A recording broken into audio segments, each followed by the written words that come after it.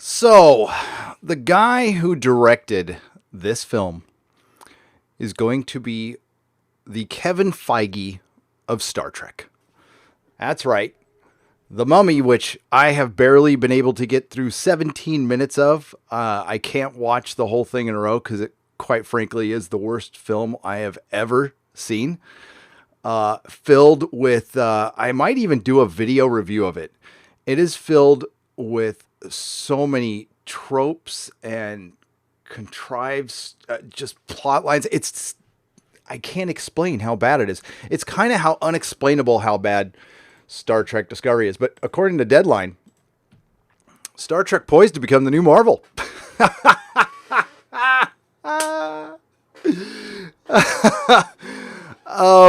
CBS and Viacom merger brings franchises under one fleet. Well, at this point, it looks like Star Trek will have more control over their stuff than Marvel does. That's about it. That's about all I can say. Let me get over to the chat here. Hi, everybody. How's it going? Okay. I'm sorry this is late. My live streams are just going to be late for the next week because my house is in total chaos right now. I know it looks okay, but the office, I had to struggle to get it to a point where I could put it on screen. So, hi, everybody. Yes. So there's some very optimistic fans out there who I like. Okay, they're good people. They just want good Star Trek. That's what we all want. We all want good Star Trek, but there's optimism and then there's reality. And the reality is that if indeed Secret Hideout is still involved, and I know JJ is gone. JJ has gone over to Warner Brothers, but Star Trek Discovery looks like JJ Trek because it is JJ Trek. It's just JJ Kurtzman Trek. We have lens flares, Dutch angles, a camera that won't stay still, bridges that are too big. The tech doesn't match canon. It doesn't fit. And I listen, I've never had to have it look exactly like the old Star Trek did, but there was ways you could make it fit. And they didn't do it, and they gave it lip service, and I highly encourage you to watch my video where I am reviewing the Blu-ray special features from Star Trek Discovery Season 1, where they go into detail about how we looked at canon, but we wanted to go with this thing that looked cool. That was said by 4 separate people. And that's why we have this non-Star Trek that is a failure because J.J. Abrams' Star Trek is a failure. And if you're using his template, it's still J.J. Abrams' freaking Star Trek. I don't care if he's there or not. I don't care if Bad Robot is there or not. There's lens flares. There's Dutch angles. It's the same damn thing. So if you're using a tired template that's now 10 years old, that was a proven failure in films, and now we hear people talk about Kurtzman bringing Star Trek to the theaters. I was on a Midnight's Edge live stream earlier, and I dare you to do that. I would love for them to make a Star Trek Discovery film, because then you couldn't fudge the numbers and hide behind a streaming service. And when it finished 5th behind the 7th sequel of Rich Crazy Asians or whatever, then you will know that Star Trek is dead. And a lot of people didn't go to the convention. Like I said before, the convention was old, and what was there was a lot of original series cosplay, Next Generation cosplay. Yeah, certainly there was some disco shirts that you could buy there at the convention. There was some people in disco uniforms, but Sci-Fi did a group shot of a lot of people who were there, a lot of them who I met, and I tweeted it. And just go look at that group shot. That was a good cross section of everybody who was there. Average age of that shot, 45 maybe. There's people in their 30s. There's a lot of people got salt and pepper in their hair and little boilers when they're in their 30s. And there's the talk of the Quentin Tarantino Star Trek. Well, he made that deal with JJ, so I don't know if that sticks with Paramount, Viacom. He was hired by JJ to write a story. That's what he did.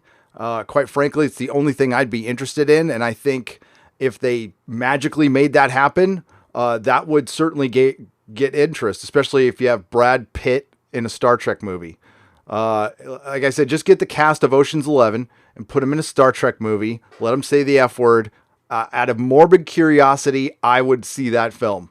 And I'd probably enjoy it as a one-off. But that's not something that's going to help Star Trek. Star Trek, for me, this is just for me, is not something that works in movie theaters. Only if you are drawing on a previous series. But I don't think I think it's made for television. And it's not supposed to be super cinematic. And I think the more money you give to Star Trek, I think the worse off it is. And I think that's even been evident within the films. When they give them more money, they kind of, well, with the motion picture, I like the motion picture, but it was bloated. They made Wrath of Khan for a lot less, and it's, the greatest Star Trek movie ever made, period. So, yeah, we'll go over this Deadline article, cause it's funny. It's pretty funny. Hail. Ooh, that's terrible. Hail. I was trying to say hi and hail at the same time. Wow. They're going to get me on that one. Jesus. $10 super chat from Daniel. Watching the Midnight's Edge roundtable, I wanted to punch my screen when the two guys in the bottom corners were being so ridiculously positive on Picard. You were the only voice of reason. Thanks. Thanks, Daniel. Doomcock was there, and he was bringing it too. Listen, I don't blame them for wanting to be optimistic. See, the biggest difference between Matthew Kadish is a great guy. He's a great guy. And even Robert Meyer Burnett and myself is they have worked in Hollywood for years, entrenched in that culture. I worked there for 2 years and I hated it. I'm not a very good ass kisser, so I don't do well down there. And you have to do your fair amount. You got to bring your chapstick when you go down there, and you have to basically work for a bunch of little Mussolinis. And, I just wasn't good at it. I'm not made for that. I'm not made for corporate America. Not saying it's a bad thing. It's actually bad for me. Believe me. It got me in a lot of trouble at Tesla. But thank you very much. I appreciate it, Daniel. You are a voice of reason, my friend. Thank you for the $10.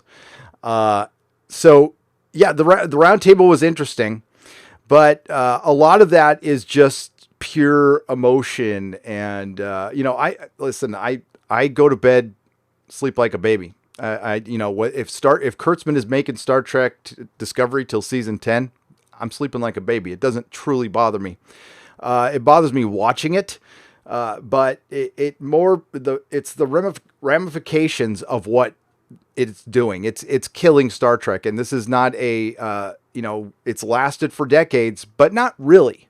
Okay, you got to look at this realistically. It had a good run through the 90s, but since the mid-aughts, it hasn't been around. Enterprise died, and that was kind of it for Star Trek for me. The Next Generation movies didn't do well, and then we had a long period, a few years of nothing. Or it was actually like 4 years.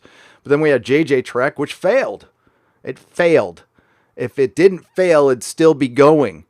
And that was my reservation when I sat down and watched the 2009 Star Trek. I'm like, there's no way they can keep this cast together for, 6 to 8 movies, which is what they would need to be cemented into Star Trek lore. They got 3 movies and the third movie flopped. The second movie, I don't know what it did financially, but people didn't like it. And the first movie had a great cast, but it was more a novelty. I mean, the 2009 Star Trek movie is a novelty. That's it.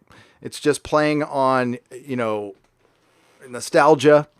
And it was a great cast, a brilliant cast. Carl Urban was so good as Bones. Zachary Quinto's Spock, I never really liked very much. But it was okay. But what it's brought us now, I hate it now. Now I hate it. So let's get to this article, and then we'll get to you guys in the chat. Okay. Because let's get triggered some more, shall we? And by the way, I'm still on my old computer. So before I get started, Tetris is my life. So I live in this old house. It's not very big. It's like maybe a little bigger than your average 3-bedroom apartment. It's like a condominium, okay, with a big ass garage. So when I come in here and when I buy a new computer, I'm like, I'll just put my computer. Oh, I'll just move this thing over, and then I got to move this thing over, and then I got to move this. Then my whole office is destroyed, and then my son moves back home. My oldest son so all his shite is out in the front room right now. I'm glad he's home. I love my son, but God damn it, timing was so bad. But that's life. That's life. All right, here we go.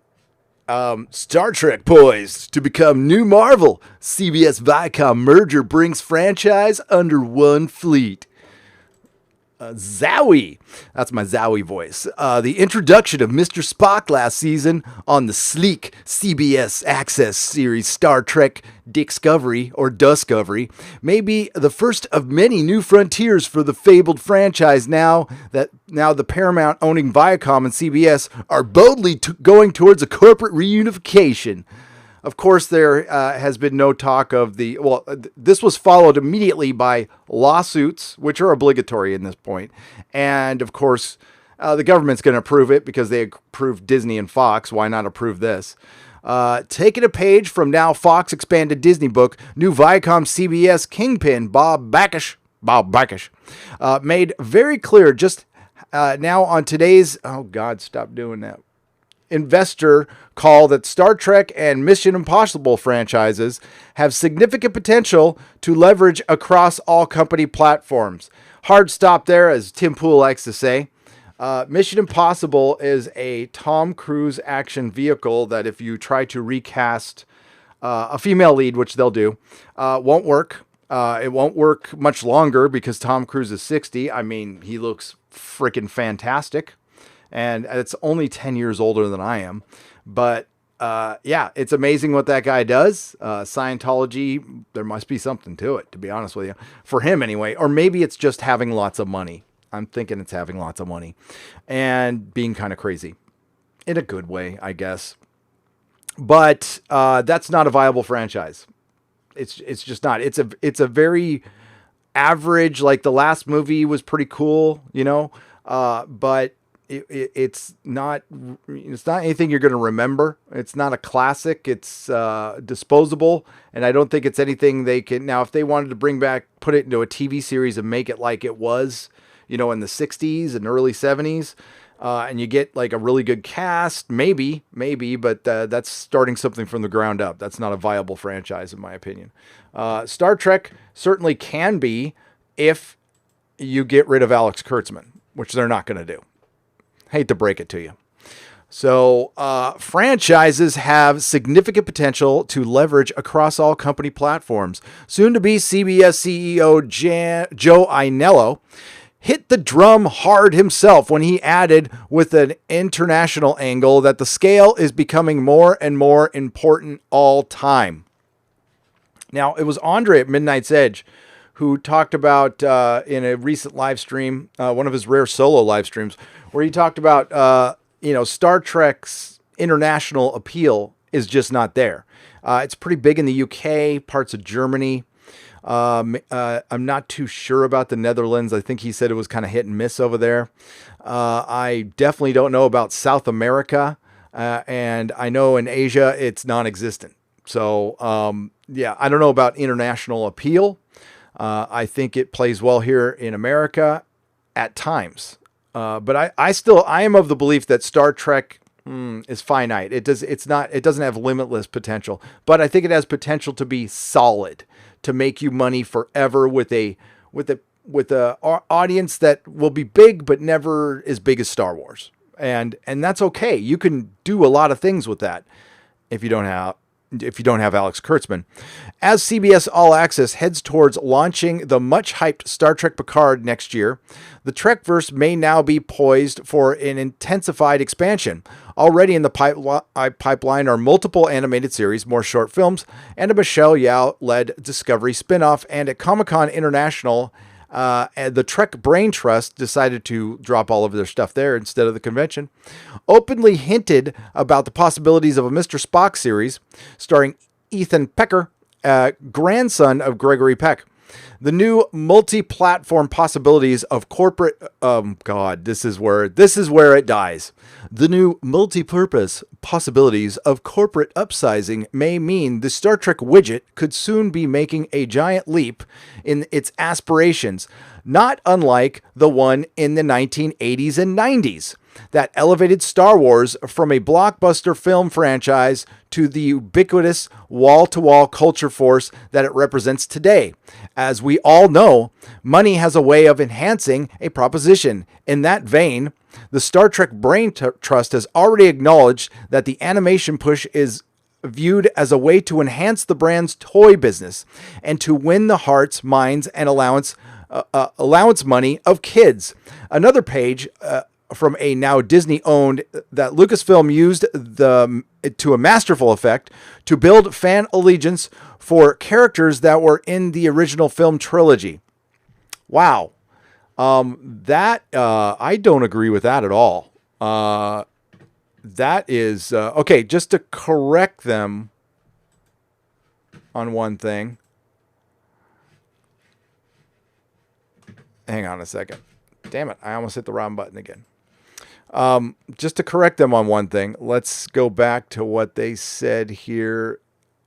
Okay, Star Wars, and we talked about this on the Midnight's Edge podcast, was not popular throughout the 80s. I was there, and Star Wars' last toy line was in 1985. It was the original Power of the Force, and that was it. Return of the Jedi came and went, and people loved it, and it was over. And there was always rumors of doing a prequel, but nobody actually thought it would happen.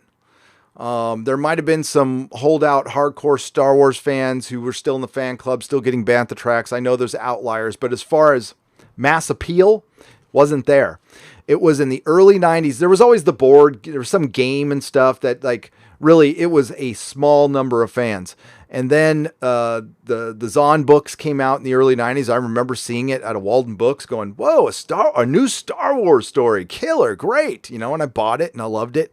Dark Horse did some great comic books in the early 90s, but it was, and Tom said this, and it's true, it wasn't until 95 the toy line, a new toy line came out, and they started building up, and this was all in Lucas's plan, by the way, because he was a genius for this, building up for the 20-year anniversary, which was, it was like experiencing Star Wars all over again. It was unbelievable, because it had been out of, Lucas was smart, and he didn't oversaturate after the film, because people just didn't do that back then. And it was out of people's hearts and minds long enough to when it came back, it was like revisiting an old friend that you love. And it was like the return of the Beatles. It was brilliant. And it led to the prequels, and then the prequels happened and kind of killed all that nostalgia. But it did build a new fan base that was solid enough that there were still comics, there were still games, the EU was happening. So it grew the brand a little bit. But honestly, since the 20-year anniversary, I've never seen excitement as high as it was in 2015, and then it's just eroded since then. So, and Star Trek is not Star Wars. Not as many people like it. It's not as sexy. It's just, well, neither of them are sexy anymore, but Star Wars was always sexier, so always cooler than Star Trek. Now, I don't know, it's kind of gone back and forth. I definitely like Star Trek more than I like Star Wars. For sure. And Star Trek, it's Star Trek. It's cerebral. It's not supposed to be action packed, and, it's supposed to make you think. People talking in rooms with green screen windows that are out in space. That's what I want. But we're not going to get that. So this is more of the planning that we get. We got plans. We got plans. the worst thing you can do to Star Trek Discovery, I've said before, is just show more episodes of Star Trek Discovery. Talk about the plot of Star Trek Discovery. I think you just forget what I say. Look at other YouTubers and not just within our little Star Trek community. Look at Red Letter Media. Look at how, they're pretty respected source.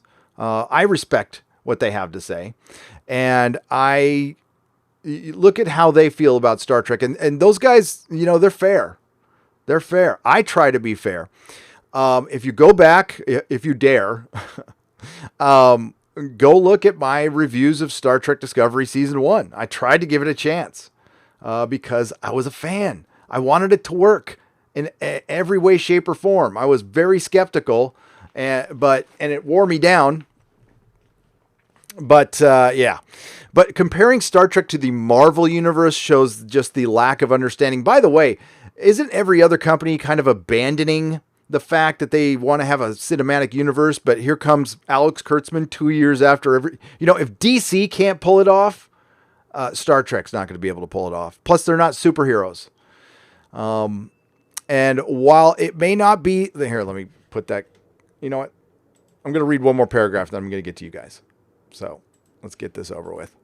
While it may not be the Marvel Universe just yet, the greater Trekverse has the potential to eventually rival the Disney-owned comic giant in both legacy and currency. Wow! This had to be written by Alex Kurtzman. No chance in hell. No chance on this good green earth that Star Trek will ever make not one of their films will make more. You know what? What's the lowest grossing Marvel film? Was it the Hulk? Not one of their films will beat that. Especially with Sherry Redstone's development strategy of creating a greater global footprint. The challenge will be creating a wider pantheon of recognized characters that goes beyond the familiar core of Picard, Spock, Kirk, Dr. McCoy, Lieutenant Uhura, Lieutenant Commander Data, Lieutenant Commander Worf, and dozens of others. Trek fans will be enthused to hear about the expanding frontiers, but the news won't yet quite stir the kind of excitement that the Disney Fox headline evoked from Marvel fans. That's because Marvel characters have been scattered across Hollywood by years of one-off deals that created the cinematic equivalent of a superhero dysphoria. Spider-Man at Sony, blah, blah, blah, blah, blah. At the very early stage here, that Star Trek will fall under the field of David Staff run CBS Studios as we await who truly rules what and whether or fourth Star Trek movie in the latest reboot round is truly coming to an R-rated from Quentin Tarantino, which it's not. It's not. As shareholders and fanboys and fangirls know, the upside possibilities of Viacom CBS latest merger aren't restricted to Federation Space either. Twilight Zone, that was that was awesome. Okay. Yeah, I don't see Paramount as this Viacom as this juggernaut. I see them owning a bunch of old and tired cable channels like VH1 and MTV, which haven't been relevant for years. I just that sounds like it was written by somebody from CBS. That sounds very optimistic and very Deadline didn't used to be like this, folks. They used to have a critical eye to some things. So that's, it's kind of par for the course right now. But just a reminder that they're trying to compare the guy who directed this to Kevin Feige. All right, so biggest difference between Kevin Feige and Alex Kurtzman. Kevin Feige is a lifelong comic book fan. Kurtzman saw Star Trek on at his friend's house when he went and visited. That's the words out of his own mouth. So let's get to some super chats here, and then we'll get to the chat. Thank you again, Daniel, for the $10. Candace Marie for $10. Get yourself a fancy press lanyard now that you are official. Take some more of my money since it's not going to cable. Well, Candace, thank you so much. And I will get myself a fancy press lanyard for for Silicon Valley Comic-Con, which is the next thing I'm going to go to.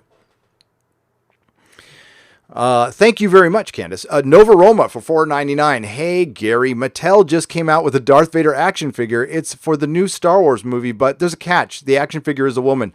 The Barbie Darth Vader. I think that really, better, the picture I showed in my last video, I thought that really was a good example of modern Star Wars, but that might be a better one. I think that is actually a better example for modern Star Wars. Yes. Wow. All I can say is they're not listening. They're going to continue not to listen. Part of the reason you make it in Hollywood is there's this overconfidence that you have to have in your own ability, and you got to show it off. And I'm sure Kurtzman has that. Matthew Kadish was saying that there's probably a group of people who kiss Kurtzman's ass, and certainly he gets paid a lot of money. But he's a joke within the fandom. I mean, there's nobody who respects this guy in the fandom. There's people, the best defense I hear is, oh, I like Star Trek. And then there's the people who just violently oppose us, and that's great that they exist. I mean, it's, you don't want to live in an echo chamber. You want to hear the other opinions on things. And all I have to, what happens behind the scenes doesn't matter. It really doesn't matter. Finished product. Let's talk about the finished product. I will debate anybody on the content of Star Trek Discovery. I've watched each episode enough to know that there's plot holes, and they don't keep track of their own canon. Again, I'll point out that Georgiou is from the alternate mirror universe. They're supposed to be light sensitive, and they're not. Hello, Fandom Menace. Come watch the maximum effort video game reviews on my Mark the Cyborg channel. Shameless plug, but my marketing budget is spent 100% on super chats to creators I enjoy. That's cool. That's all good, man. Thanks. That's $13.99 Canadian pesos for Mark the Cyborg. So go check it out. Captain Spire, $5. Star Trek Nemesis did worse than Star Trek V. Are they actually trying to beat the lowest record for Race to the Bottom of Star Trek Discovery movie? Here we go again. Yes, they are going. What other movie are they going to make? Are they going to do a Picard movie? That would be the only one that would make sense, but he's not getting any younger. So the only hopeful thing they have right now is a movie starring a TV show starring an elderly man. And they're talking 3 seasons, and I think they could probably get 3 seasons if they film them back to back. And pray, and we all pray that Patrick Stewart lives to 200. Okay, we love Patrick Stewart. And listen, Picard is going to get them subscribers. There's a wow factor. It's going to be very similar to Doctor Who Series 11. There's going to be a lot of people who are curious. There's the wow factor. They're going to get a huge bump in subscribers. We'll see if they keep them. If it's anything like Discovery, they won't. Please make Breastworld a reality, says Candace Marie for $2. Sure. Yes. Lori Wilson for $5. Just so you know, I had to go on eBay to buy my vintage Star Wars sheets like the ones you have. Oh, that's all I've got left too. I hope they weren't much. But these are from when I was a little. No, these are from Mrs. Nerdrotic. I have nothing left from when I was a little kid. I don't think from Star Wars. I've got the poster, but nothing from when I was a little kid. I gave it all away. Mary Ashmead, $5. I tried to make it to your round table and I missed it. You and Doomcock. I think Patrick Stewart should just call it a career and be done with it. By the way, congrats. Well, thank you. And congrats on the silver play button I got, which thank you very much, Mary. Hail Mary. Doomcock and I were on the round table for a minute. He had to bail. I had to bail. I could barely make that thing. And that's what kind of put this off. Cause My room was a disaster. Crispy Critters for Australian $2. Thank you for the donation, my friend. No statement there, nothing. Saruan of House Roundhead for $5. I loved your Skeksis Trump impersonation last night. Well, thank you. But you have you seen the newest trailer for the Dark Crystal show? It's on Netflix channel. I haven't yet. I plan on watching it. I did like that movie. I just don't know how I'm going to like it as an adult. I haven't watched it again in a long time, but it looks cool. I mean, I like Henson stuff. I love it. The usual, hope it's not woke. And how can they make the Dark Crystal woke? Well, they'll figure out a way. I was rewatching The Hobbit, and The Hobbit's got the Hobbit is woke. And actually, I didn't think about it when I was watching it, but I like the film, but you know what ruins it is the destruction of the Legolas character. I'm forgetting her name now. The elf woman that they put in that movie destroys it, and it destroys Legolas's character. It makes him kind of a jealous a-hole, and it just, God. And it didn't need to be in there. There's some cool like elf action fighting and stuff, but yeah, I know a lot of people don't like The Hobbit. There's a ton of problems with it, but I'm a Tolkien fan, so see, hypnosis, man, it even hits me. Nicholas Horton for £5. Oh, wait a minute. I'm sorry. Well, I'll do Nicholas and I'll jump back to you, Mr. T. Sorry. For £5, Star Wars Resistance has been canceled. Season 2 will be its last. Shortest Star Wars show ever. Well, it was awful. I watched 5 minutes of it. I couldn't get through it. And it shows that Filoni isn't God. But he's certainly better than most people they have over there. I do wish he was in charge, but he's not.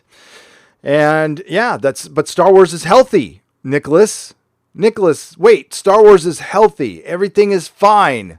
I've been told that repeatedly in my comments section today. We must be seeing things. Mr. T for $5.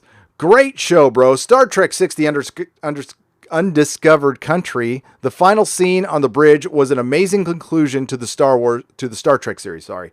I am tired. Yes, it was. I love that film.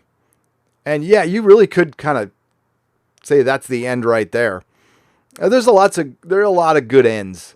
I'm fine. Well, yeah, the Next Generation. All Good Things is my ending for that. That's one of the best endings. The Real YT for $14.99. I thought CBS and Viacom were always together. Did I miss something? Yeah, Sumner Redstone split them up a while back, and now they are back together. And you put them up against Disney. You put them up against Amazon and Netflix. They're nothing. The CBS Corporation is got a lot of television for geriatrics. It's got MASH. There's nothing there that's super exciting other than Star Trek. And by all accounts, they're not going to change anything, and they can't. If they did a hard reboot now during this transition, that would kill everything. So they're going to have to stick what they got. And that's all I saw is let's hope for the best. Let's hope for the best. Hope is not a strategy. Alex Kurtzman will not lead you to the promised land.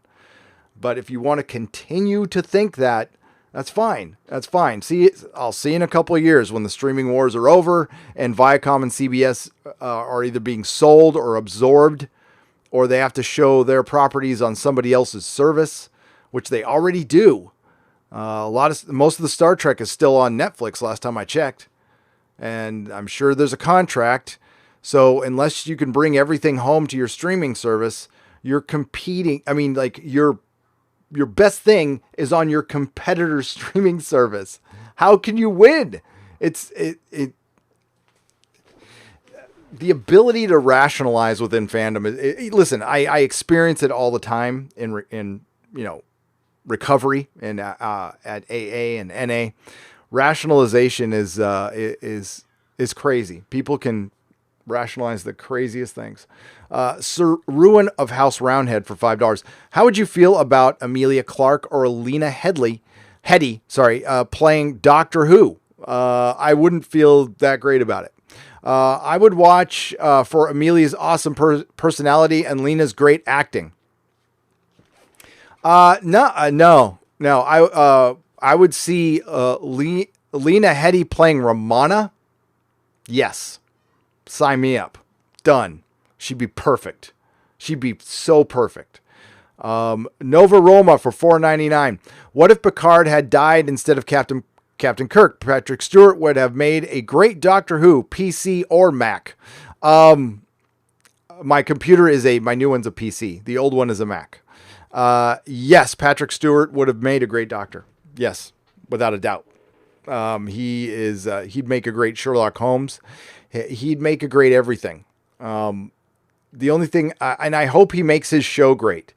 And I'm certain, I have no doubt that his performance will be fine. Although, in the trailer, is it just me? I want to hear what you guys think on this. Does he sound a little tired? He sounds a little tired. I mean, he's old. Still looks great.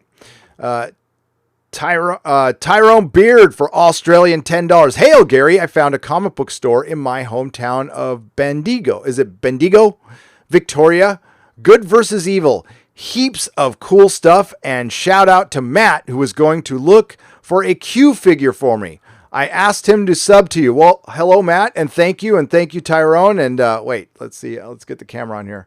I'm going to do a double. I'm going to do you're going to have to rack focus yourself on Q. Wait. There you go. Q.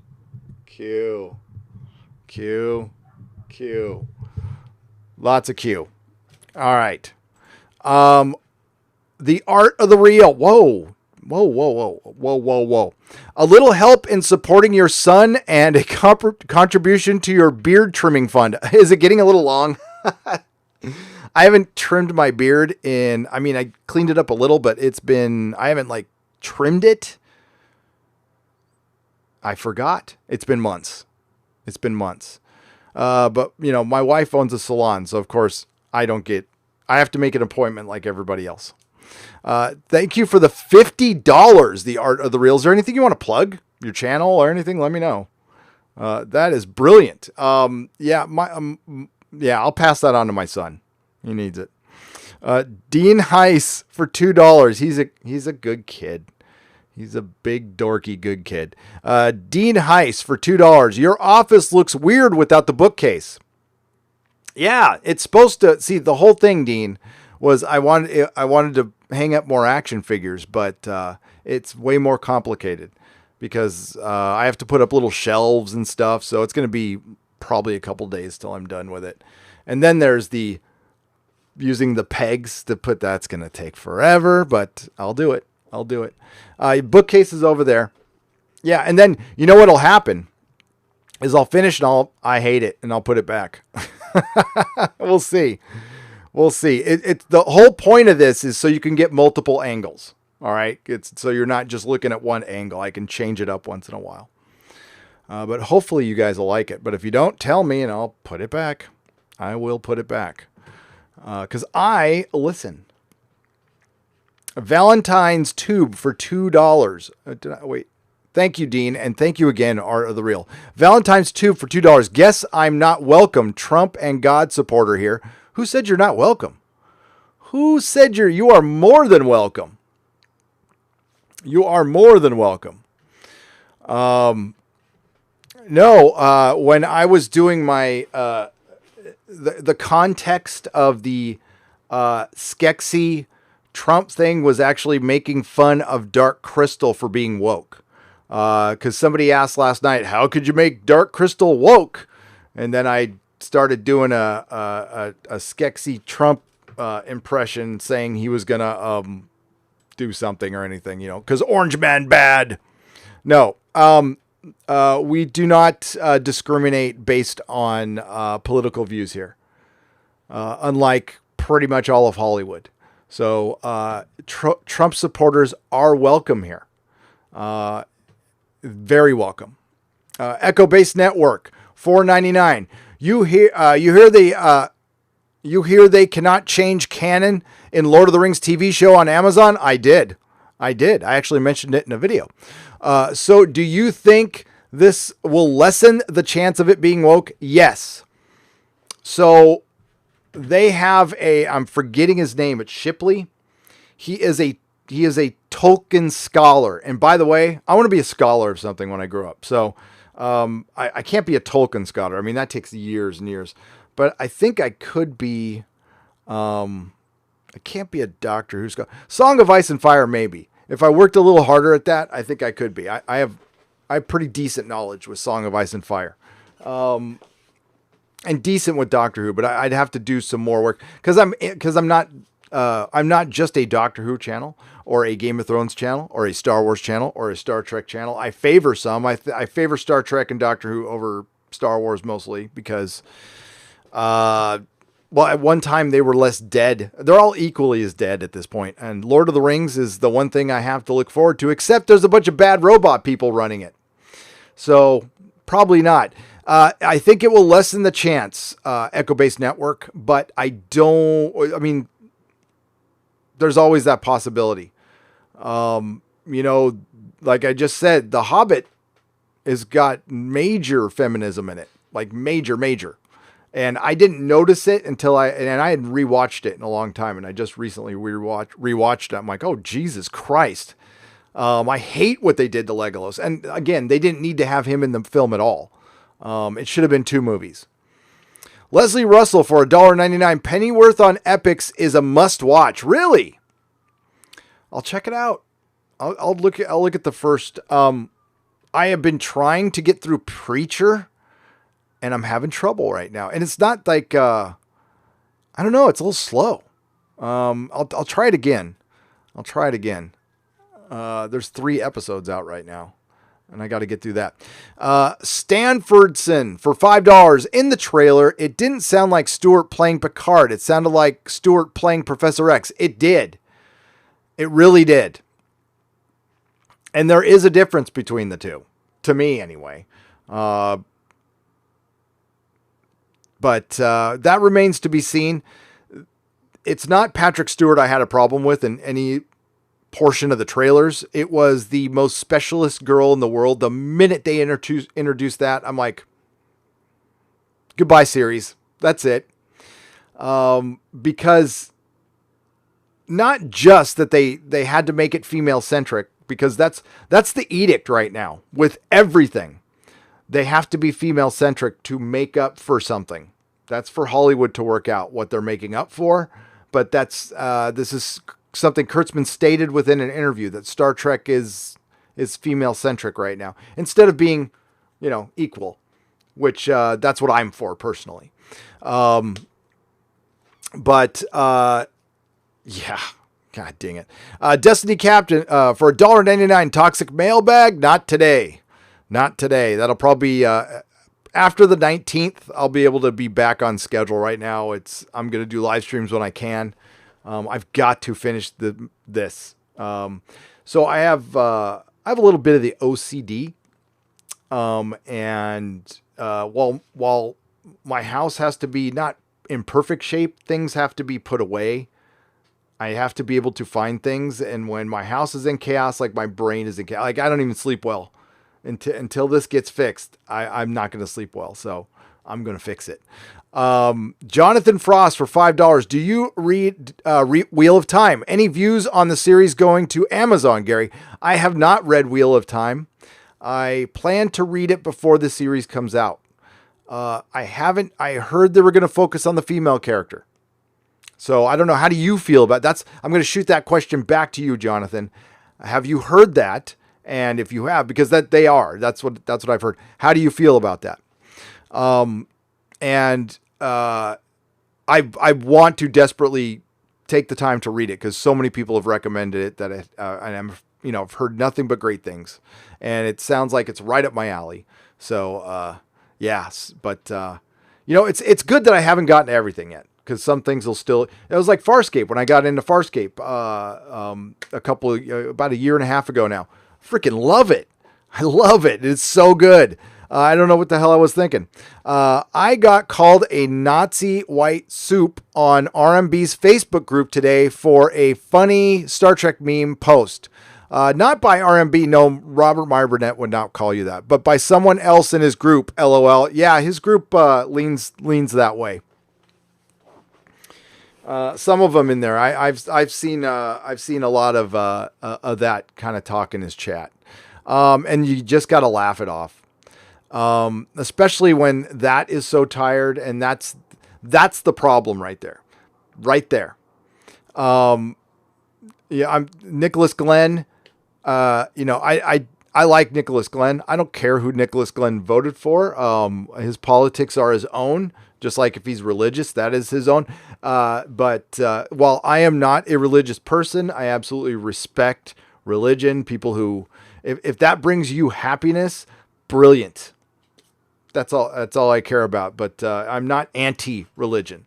I've just never, I didn't grow up in a super religious household. We were Lutherans, which is like Catholic light. And my dad was never, we went to church, and then, we started going to football games instead. And, so I just never got religious. Doesn't mean I don't believe in God or anything. It's just, I just don't. Nerddom is my religion. It is. And it's just in a bad way right now. That's why I co-host The Inquisition with Doomcock, because it's time. It's time for a nerd crusade. Maybe that's a bad analogy. Dirk Diggler for $10. Nerdrotic, please help me understand why modern Trek Discovery JJ-verse does not compare to past Trek. When I remember episodes like Arena, Balance of Terror having lots of action. The action in Star Trek was well placed, but it wasn't an action-packed show. It certainly had plenty of action within it. But when you compare it to Star Trek Discovery, which is just, let's throw everything in. Let's just throw everybody's idea in. They have too many things going. The thing is, they try to make, what they're trying to do is be intricate and they're trying to go way above their talent level as far as their writing. They have soap opera writers trying to write like a counterpart or an Expanse. Star Trek Discovery wants desperately to be the Expanse. It can't be the Expanse. The Expanse is on a whole nother level than most other shows.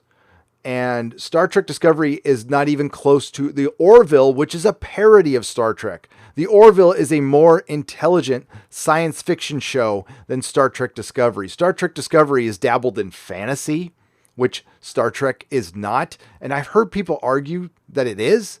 It's like, no. They have elements, but I would call them science fiction elements. Star Trek used to be, when you think classic sci-fi, the first thing I would think, is Forbidden Planet, Star Trek, for me anyway. And Star Trek Discovery tries to throw everything in the kitchen sink with people who can't even, who don't have the talent to handle one of the plot points that they put in to a single episode. There's so many things going on. Again, Red Letter Media, I love their Star Trek work. It's perfect. So they did a little parody of Star Trek Discovery, just a parody of the writing.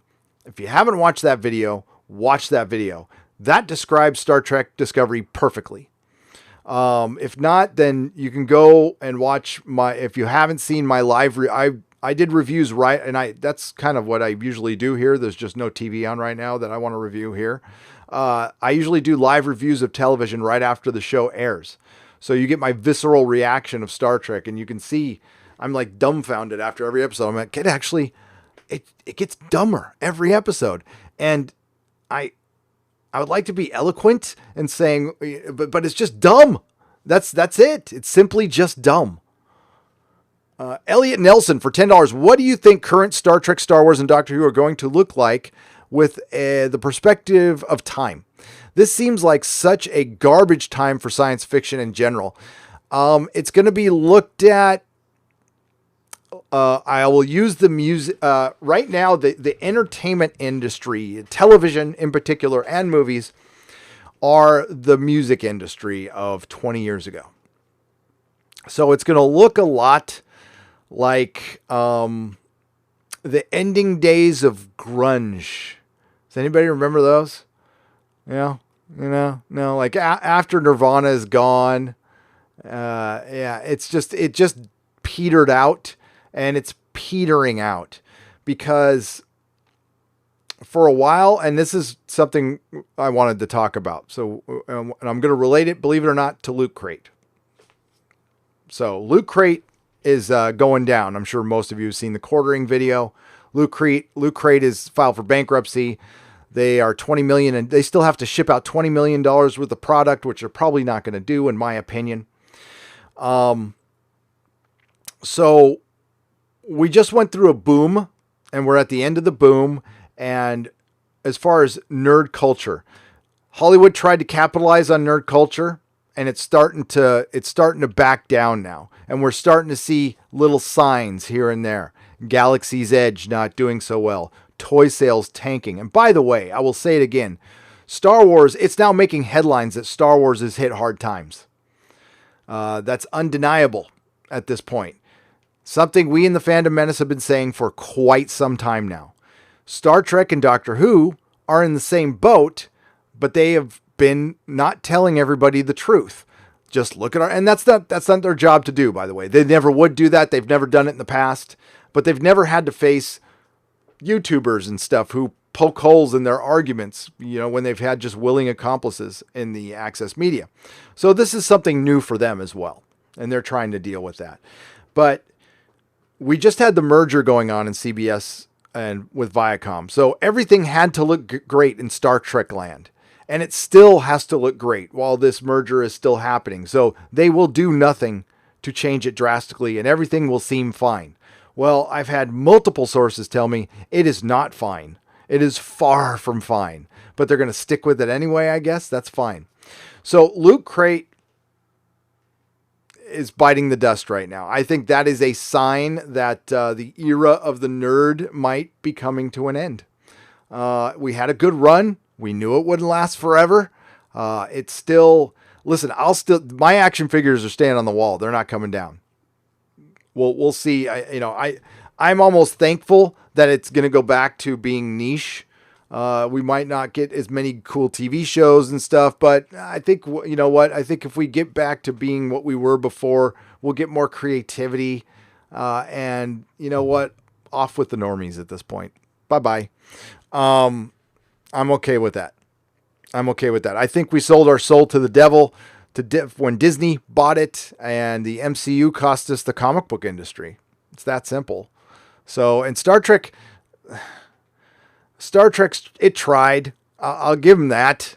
I mean, it's not for lack of, for trying, but they just hitched their wagon to the wrong horse, man. And we tried to tell them. And we're still trying to tell them. So at this point, what is it going to look like in a few years? It's going to look like we're going to still have comic books. Maybe they'll finally get around to making Star Trek audio dramas, but I don't think we'll see anything on TV. I know there's people out there who think we're going to get 5 television series and 5 movie series. Let's have one successful TV show, one that everybody likes, or most everybody likes. Everybody's not going to like everything, but it'd be nice. And then let's see if they can be successful with a film, and not a Quentin Tarantino film, a film that can, Star Trek is a franchise. It's not a one-off. So a film that can start a film series. Let's see if they can do that. I'm very skeptical. I would say that's pretty impossible with Kurtzman. Now, if they bring other people in, now we're talking. They bring a Ronald D. Moore. There's a lot of people out there. I bring up Ronald D. Moore just because, he's done stuff outside. He's done Star Trek and stuff outside of Star Trek that I like. But it's a garbage time. Yeah, it's a terrible time right now.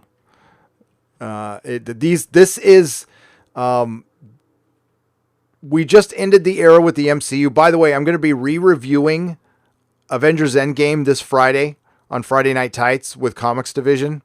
We're going to watch it one more time with some time past. All of my nostalgia is gone, and I can look at it as close to objectively as possible.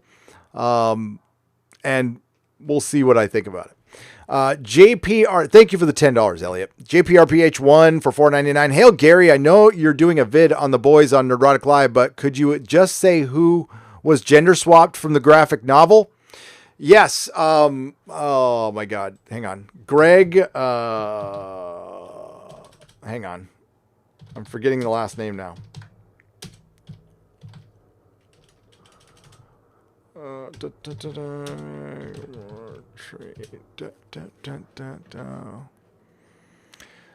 Oh, hang on. Boys, I'm gonna have to look this up. So it's basically the butcher's handler, the person who recruited the butcher, was a male.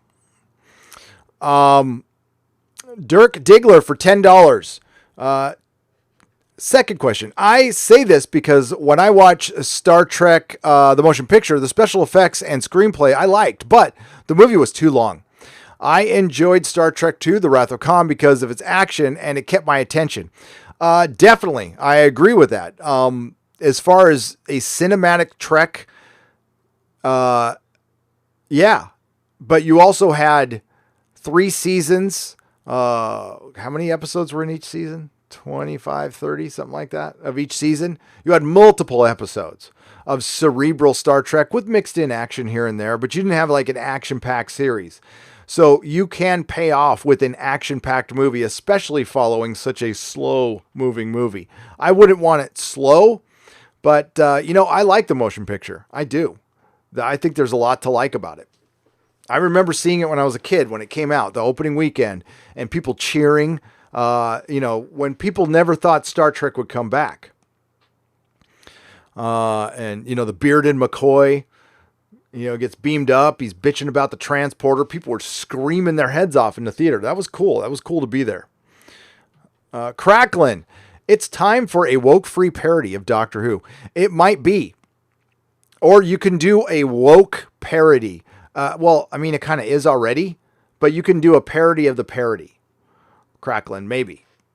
For $3.99. Thank you, my friend. JC Shaggy for $2. You think you'll ever admit STD isn't canon? You think they'll ever admit STD isn't canon? No.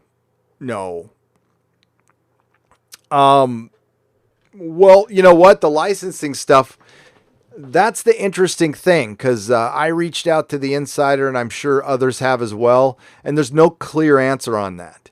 I could tell you a little bit of what he said, but right now there's nothing concrete. That's why I didn't do a video. There's like nothing concrete I can give you. It would just be my opinion of Star Trek doesn't have very much hope. So I thought it was better. I'd rather hear what you guys think of the Viacom merger. Do you think Star Trek is saved? I mean, there's always a chance. There's always a chance.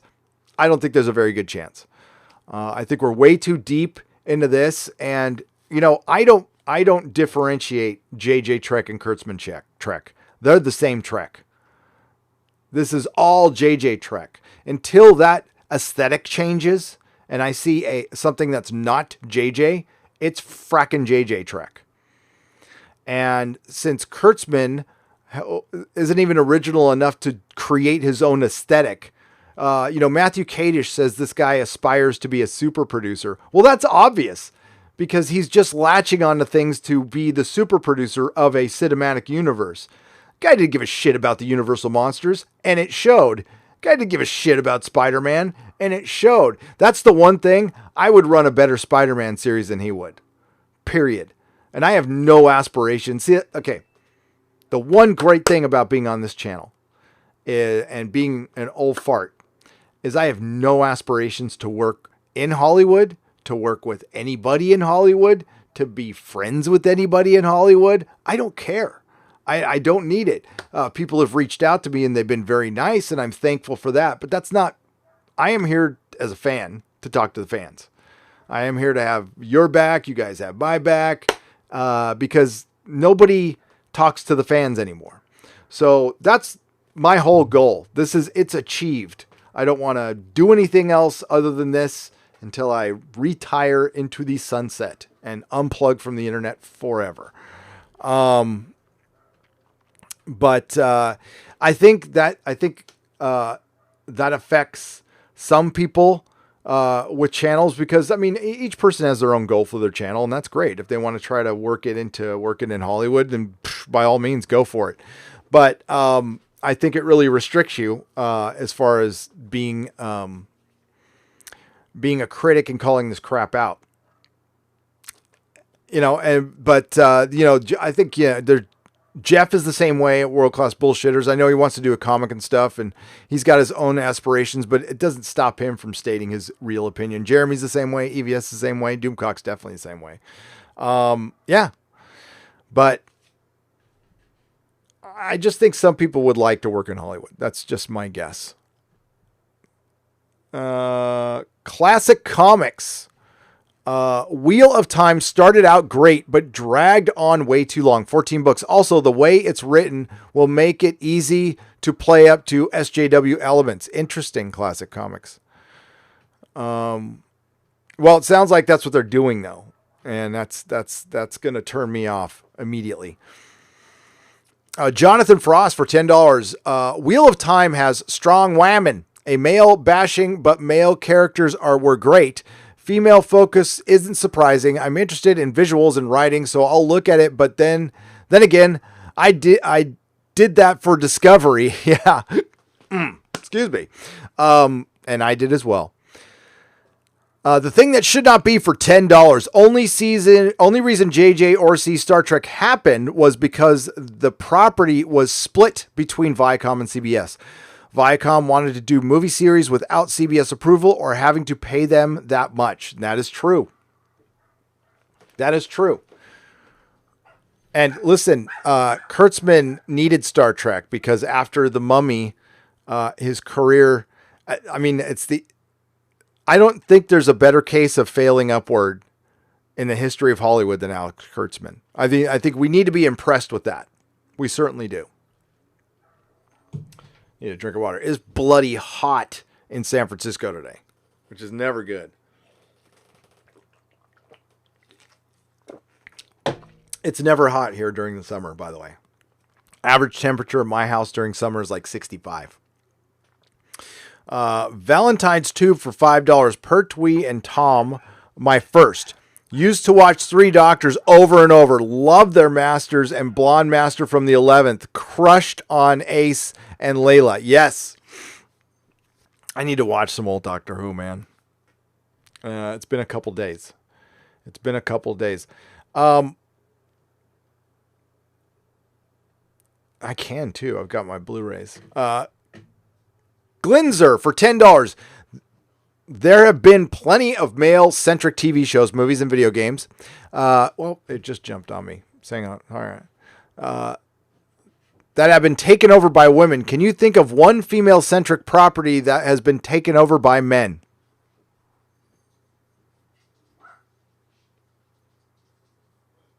No. I'm sure it exists, but not off the top of my head. Not off the top of my head. By the way, I need to announce that I will be taken over by a female lead next show, preferably a person of color. I want to be more diverse and inclusive, so I'm going to replace myself with a female lead. So this will be my last show. Just kidding. We were thinking about like having Mrs. Nerdrotic come in and do a show and just not say anything about it. She could put on like a fake beard. Tokyo Gaijin for 600 yen. Moonvis screwed us all. This is true. If I recall, didn't he secure the legally split license thing with Kurtzman for the next 5 years? Yeah, they talked about that on the Midnight's Edge stream I was on, and those guys are way more knowledgeable about it. But when the split originally happened, Moonvis didn't like Star Trek. He famously didn't like Star Trek, so he didn't give a shit. But he only gave a shit when they needed to use it for the streaming service. So he's like, do whatever with it. I don't care. And that contract was almost like a poison pill for CBS All Access. So, I mean, they got to stick with him. they don't have to stick with him. They can eat the contract. This is a big company. They could eat the contract, fire him, start over, and really make something that fans would love. They're just not that interested in it. It's clear. Fine. We'll see what happens.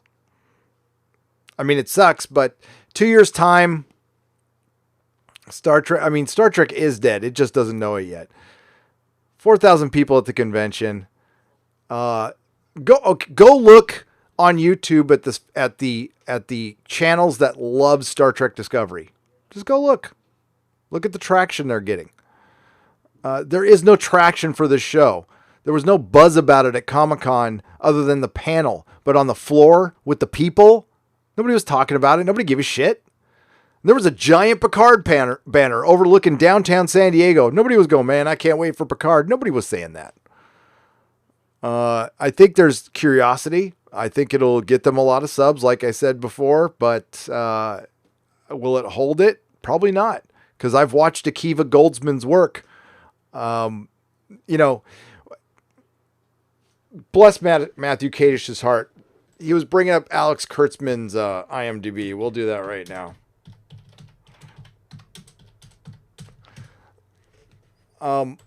Again, this is the Kevin Feige of Star Trek, supposedly.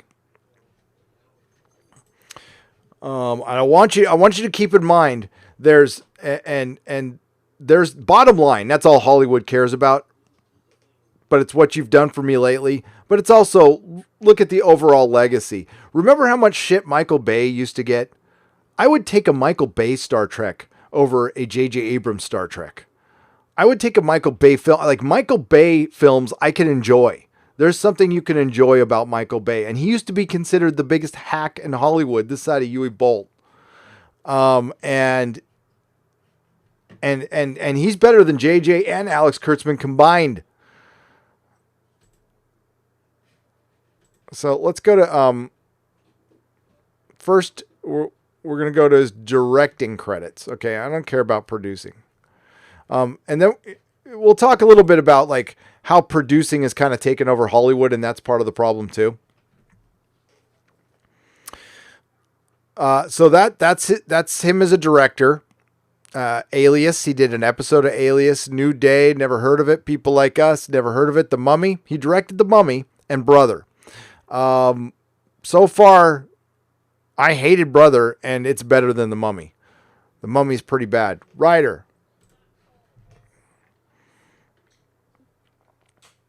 So these are the only two things I would say I liked that he did.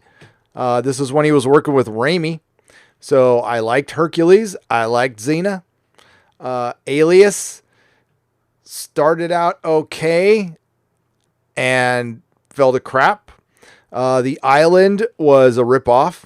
Legend of Zorro. I don't even remember that film. And I'm trying to like remember things. Mission Impossible 3. The one thing that's common with all of this stuff, Lock and Key never happened. People Like Us never happened. Is he wrote Revenge of the Fallen, which was real. I mean, like I like the first Transformers movie, but again, the commonality here is I can't remember any of this shit. Not a single thing stands out to me at all. It was, disposable, and it was all pretty bad. So then we have Fringe, which was okay. Didn't see Star Trek video game. Into Darkness. And then, of course, The Amazing Spider-Man 2, Exit Strategy, Sleepy Hollow, which is another series that had a decent first season, then it went to crap. Short Treks were awful. Star Trek Discovery awful. Never seen Hawaii Five-0. Bride of Frankenstein. Yeah, I don't think that's happening. Not impressive. I mean, it's like an average IMDb. Maybe. But nothing memorable, nothing great. And you give this guy Star Trek. Now, I would say a lot of Star Trek, a lot of DS9, a lot of Next Generation is memorable. That's why it's still around. this isn't the right guy for the job.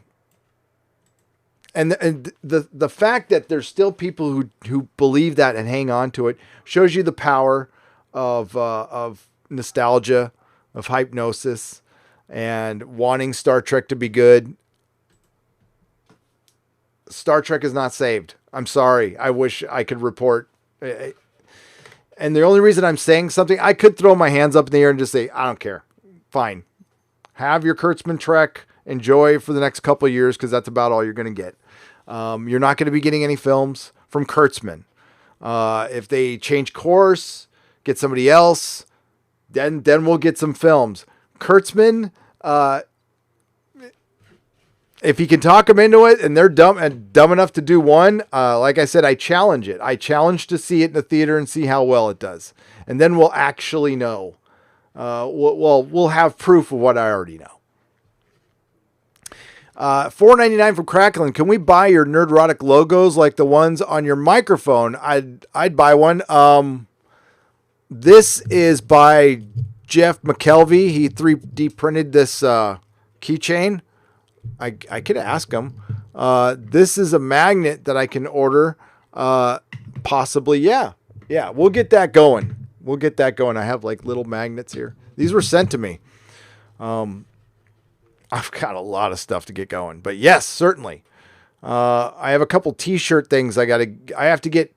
There's a Justice for Anash shirt that might be ready to sell. But I have to talk to Anash. I have not talked to Anash yet. It's got to be cool with him first. And he and I have to talk. The Grand Inquisitor for $5. Hail Nerdrotic. I just sent you an email titled Hail Gary, and I would be honored if you read it on the air. Keep kicking.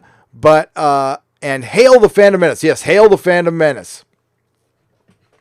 The women in the Wheel of Time get put in their place by toxic masculinity except for 3 characters. I'm all for it. It would be a great show, says Mary Ashmead for $5.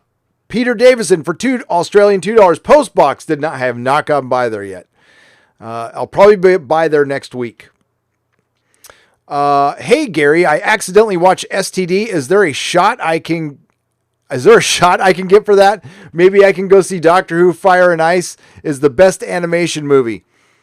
Fire and Ice. I remember Fire and Ice. Yeah, I do. Hey, what happened? Did it freeze up?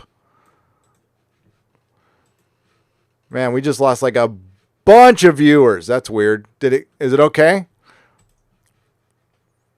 Yeah, that was weird. Valentine's Tube. Okay, I already read that one. Glinsner, there have been... yeah, I already read that one. Hang on.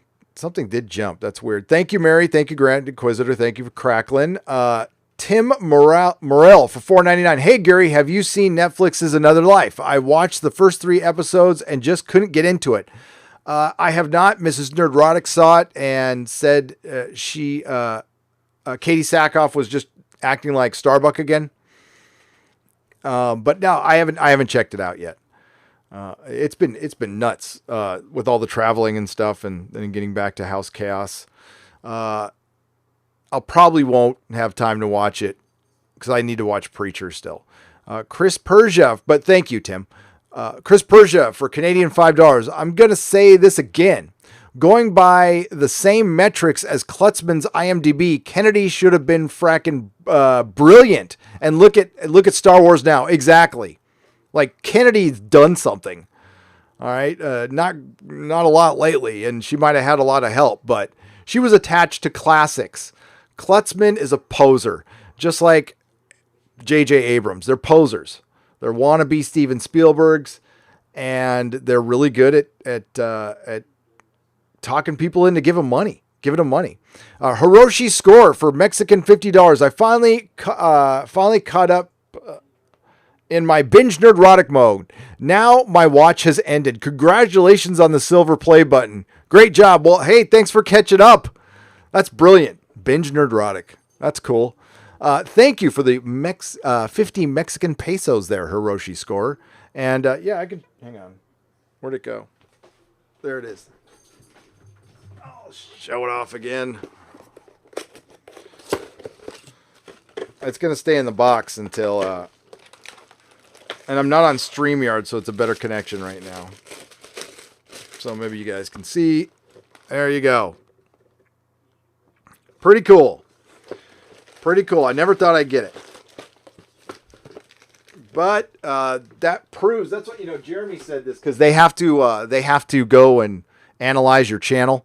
What the hell is going on? It's I'm watching the view count, and it's like dropping 70 people and I've never seen it do that before, so there must be something funky going on. But yeah, they have to go and manually look at your channel again and make sure you're legit. So they can't say anything, but they probably will.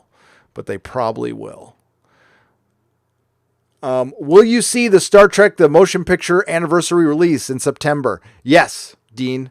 Yes, I will. I will definitely go. I had a chance. I think they were showing it at the convention, but I missed it. Thank you for the $2. Yes.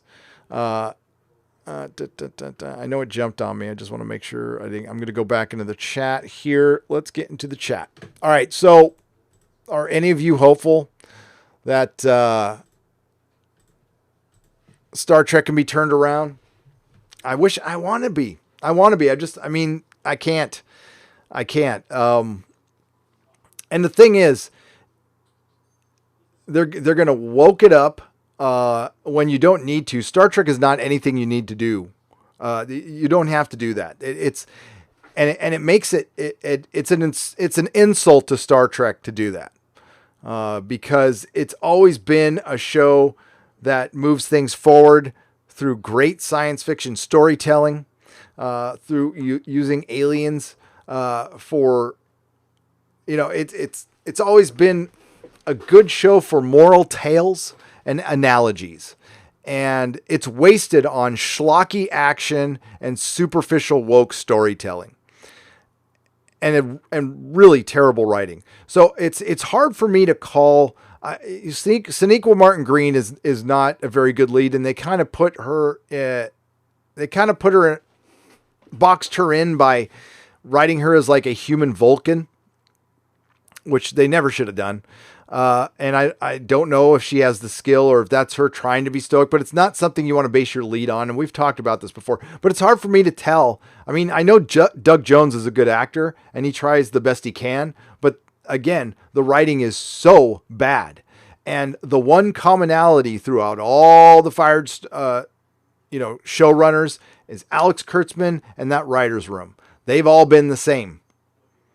The only missing Akiva Goldsman wasn't in season 1, but Alex Kurtzman's all over that. His fingerprints are all over that. And every business, I've run a business. They take on the personality of their owner, and you can't shake that. It doesn't matter who's show running. It's still going to be Alex Kurtzman over the show running. He's still going to trump whoever's running this thing. And Alex Kurtzman doesn't have 1,000th of the talent that Brian Fuller did. I think Brian Fuller might have brought us a good Star Trek, but we'll never know, which is too bad. And there was a lot of politics behind that, and it really doesn't matter because it's crappy Star Trek. I thought Fringe was excellent. Currently watching Leftovers, pretty good so far. I hated The Leftovers, and I was okay with Fringe. I didn't hate Fringe. It kind of, meandered at the end, but it was good, entertaining television. But again, it's not really memorable. I mean, I'll give this. Alias, the first season of Alias was memorable, but then none of us knew we were watching the beginnings of the mystery box, where it was going nowhere. When I thought it was going somewhere, I thought it was cool.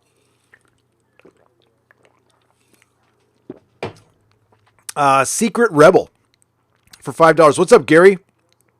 On your shirt, you should have your own phrase where you see at the end of your vids. That would be very cool. You know what? I probably should do that at the end or on the back. Yeah, that's a good idea. I might do that. Thank you, Rob Price, for $5. Thank you, Secret Rebel, for $5. And Hiroshi Score. Okay, let's get back to the chat here. What should be done to get Star Trek back on track? The Equalizer. I was asked this on the Midnight's Edge live stream. It would be drastic and they wouldn't do it, but you'd have to hard reset. I'd stop everything now. I would let Discovery season 3 happen. At the end, I would make it an alternate reality. When the Discovery was popping around, we find out that there was a Prime canon separate from the Star Trek canon, and this is just a completely different Trek. And honestly, I said that a long time ago. If you made this an alternate universe, I wouldn't hate it as much at all. The fact that it's screwing up canon, and they can screw up a lot of canon 900 years in the future, because anytime they willy-nilly mention anything that happened, oh yeah, the Federation was destroyed by, a freaking comet or something. That's canon. That's canon according to them. So that's how they screw it up. This doesn't un-F anything. What I would do is I would put Discovery in an alternate timeline, end it. The Picard series, again, that's in production. You would hope it was good, but yeah, I'd still hard reset even with Picard. Maybe, you make it a mini series in an alternate timeline and hard reset, but they're not going to do any of this. And then I would find good Star Trek people and take their time and keep it on television, keep it on a streaming service, fine, put it behind a paywall, and keep it coming out weekly. And I would go back to basics. There's nothing you really need to reinvent here. What you need to, what wins fans over every single time is good storytelling. Forget all the flashy stuff. It's good storytelling. The Expanse had a very limited budget, and it was on the Sci-Fi network, and it won over a lot of fans. Not enough to keep it on the air, but it was very restricted by its contract and by being on a cable channel during the cord cutting era. There's a lot of channels right now that are dead in the water, like Discovery and Nickelodeon and stuff like that. Like, those are dead channels. They're not going to survive into the streaming service. And when the streaming services really get going, that's when this is all done. AT&T bought out Warner Brothers to survive. I mean, that was their last ditch. AT&T, of course, has the phone service, but with DirecTV, that shit's dying. It's done. I get something in the mail every freaking week. $500 gift card if I sign up for DirecTV, and I just toss it in the trash. I would never sign back up, not for any amount of money. So yeah, I just don't. What I would do with Star Trek, I would hard reset it, but they won't do it. They're going to stick with it, and it's done. If Kurtzman's in charge, it's done. There's no way he can turn it around. He just does not have the talent, the wherewithal, and he's not right for Star Trek. This is like the sports ball. I know some of you are sports ball fans out there. This is when damn well a coach isn't going to work out, and you're like, fire the bum. Okay, the Chargers, Norv Turner. I knew Norv Turner sucked. I knew Norv Turner would never take us to a Super Bowl. And they stuck with him, and fans were like, no, Norv's going to turn it around. Norv can do it. And then he didn't do it. And the fans who were against Norv were right all along. That's exactly how I feel right now. Watching the Norv Turner of Star Trek right now, and I'm just like, you got to fire the bum. He's just not right. He's not right for the team. No, he's right. You're just negative all the time. You're not a real fan. Okay. Katie Sackhoff should be STD's new captain or the new Doctor Who. Says Sam Whiskey for $4.99. Katie Sackhoff should be Captain Marvel. That's who Katie Sackhoff should be. No female doctor, male doctor. STD's new captain, she'd be good. She not in Star Trek Discovery. I could see her as a Star Trek captain though. That'd be great in some new show not produced by Alex Kurtzman. Sam, yes, 100%. Love Katie Sackhoff. She's brilliant. Bought Alita Battle Angel. It was fantastic. Oh, dude, it's a great movie. I'm glad you bought it. The DVD sales are doing well, so that's good. Maybe we'll get a sequel out of it. We don't know. Thank you, Captain Spire, for the $2. But now you are a member of the alt-right Alita cult. Sorry to say. Bet you didn't know that, but yeah. According to the Access Media, that's what you are. Lori Wilson for $3. What about the animated Star Trek starting soon? The Lower Decks one? I want them to get one Star Trek right before they start willy-nilly starting making cartoons. I don't like, I'm not the biggest fan of Rick and Morty, so I don't know if I'm the right person to ask about this. It looks like, I've heard people say it looks a lot like Final Space. And if it's a Kurtzman joint, it will be borrowing a lot from a lot of things. And animated, I mean, I love the original animated series. I just don't think it'll work. I don't think it'll work. It would definitely won't bring in kids, but the Nickelodeon. Okay, so the Nickelodeon one is for kids. I get confused. And then there's Lower Decks, which is for adults. And cartoons for adults. I'm not a big cartoon guy. I'm just not. I appreciate good animation, but I like the Venture Brothers. So if they make Star Trek like the Venture Brothers, the animated show, then I might like it. Daniel Rizlink for 50 Czechoslovakian pesos. The Federation should build a wall around the Earth, and Klingons and Romulans should pay for it. Yes! Yes! They absolutely. Peter Davison, Australian $2. Can we expect a new Who video? Yes, eventually. Eventually. I've been kind of waiting for some announcement from the BBC, not insider sources from Radio Times. I think the silence is deafening, Peter.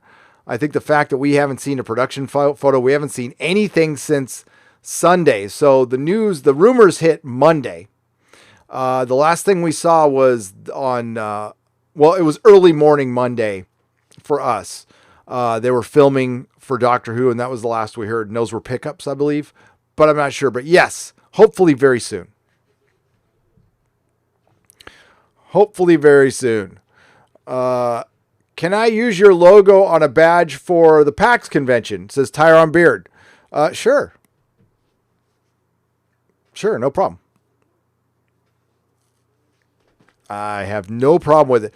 There is a company out there using my logo right now. We might have to have a little chat. But right now I'm not, it's no harm, no foul. It's not really hurting me at all. But there'll be a point where we have to have a discussion about it. Echo Base Network for $1.99. Growing up, was I more Sega or Nintendo? Sega. Mira J says BRB loves. Well, you hurry back, Mira.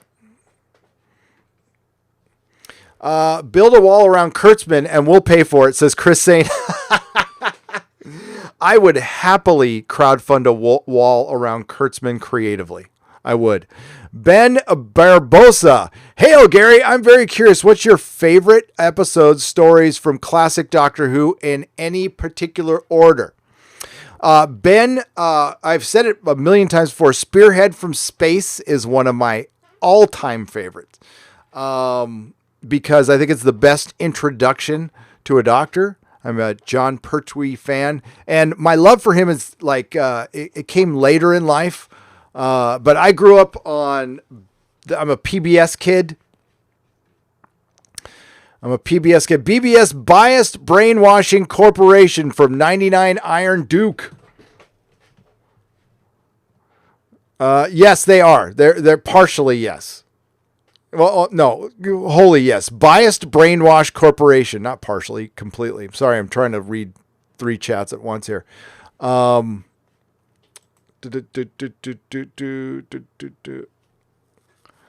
missed one, Echo Base. I'll look up there.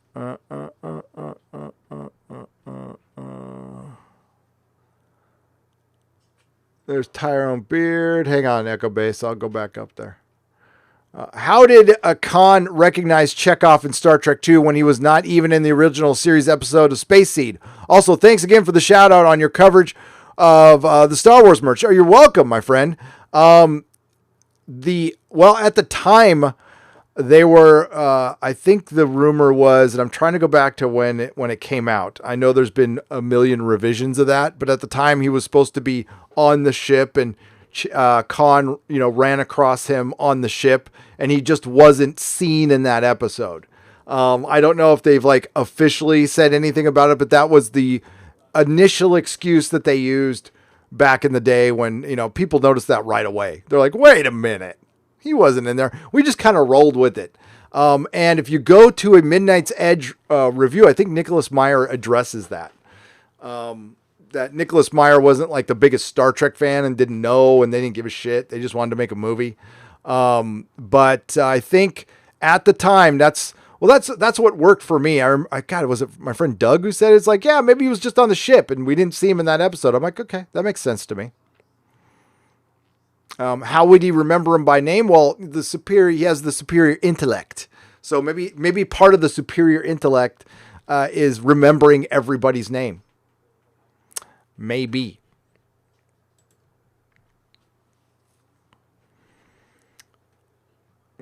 All right.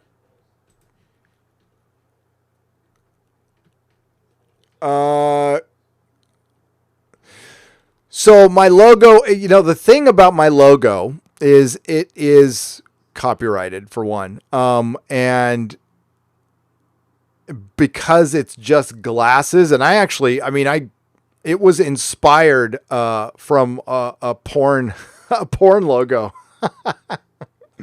That's where I got it. So my friend of mine from the comic shop did T-shirts back in the early aughts. Brandon Havey, who said Geek Pride, and it was a broken set of glasses. So I was like, I'm doing Nerdrotic. I need a logo. I wear glasses. I'll just do the universal sign of the nerd, the taped glasses. And I was looking for some Ray-Bans. And while I'm making up the logo, I just searched an image on Google, and it was some porn company. But the glasses had these shades, like a sunset in it or something like that. I just took that out and used that. And then my friend, John's friend, Avery, refined it a little bit for me. And that's where we got the logo. But the fact that I've been doing business under it for quite some time now, and I created it before that other company did. So, again, I'm not too worried about it. But it's copyrighted here in Cali, so that's good enough for me. Let's get back up here.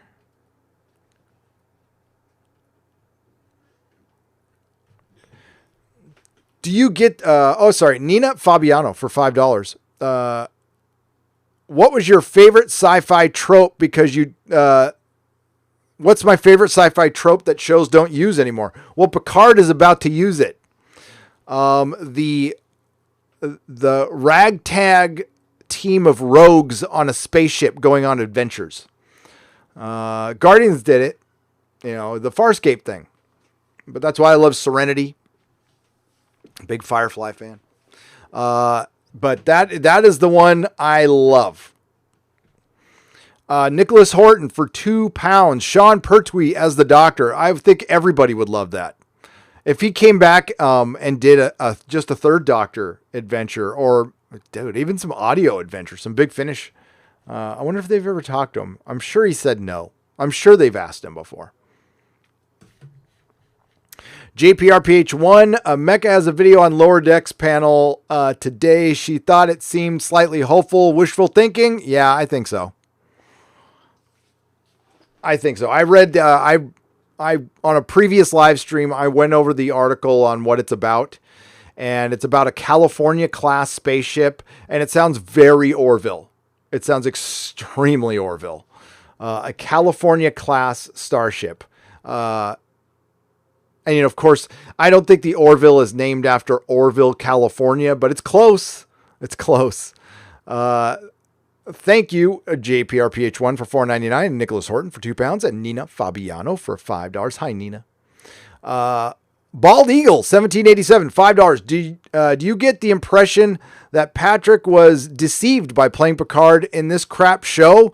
He's protective of Picard since it's his legacy. I don't know how protective he is. I don't think he is. I think Picard was just a job for him. I'm starting to get that impression. And I think they asked him for enough money. And also, I think they convinced him on the story. All right, Grand Inquisitor, I'm going to get to that email. Be right back to the super chats. Here we go.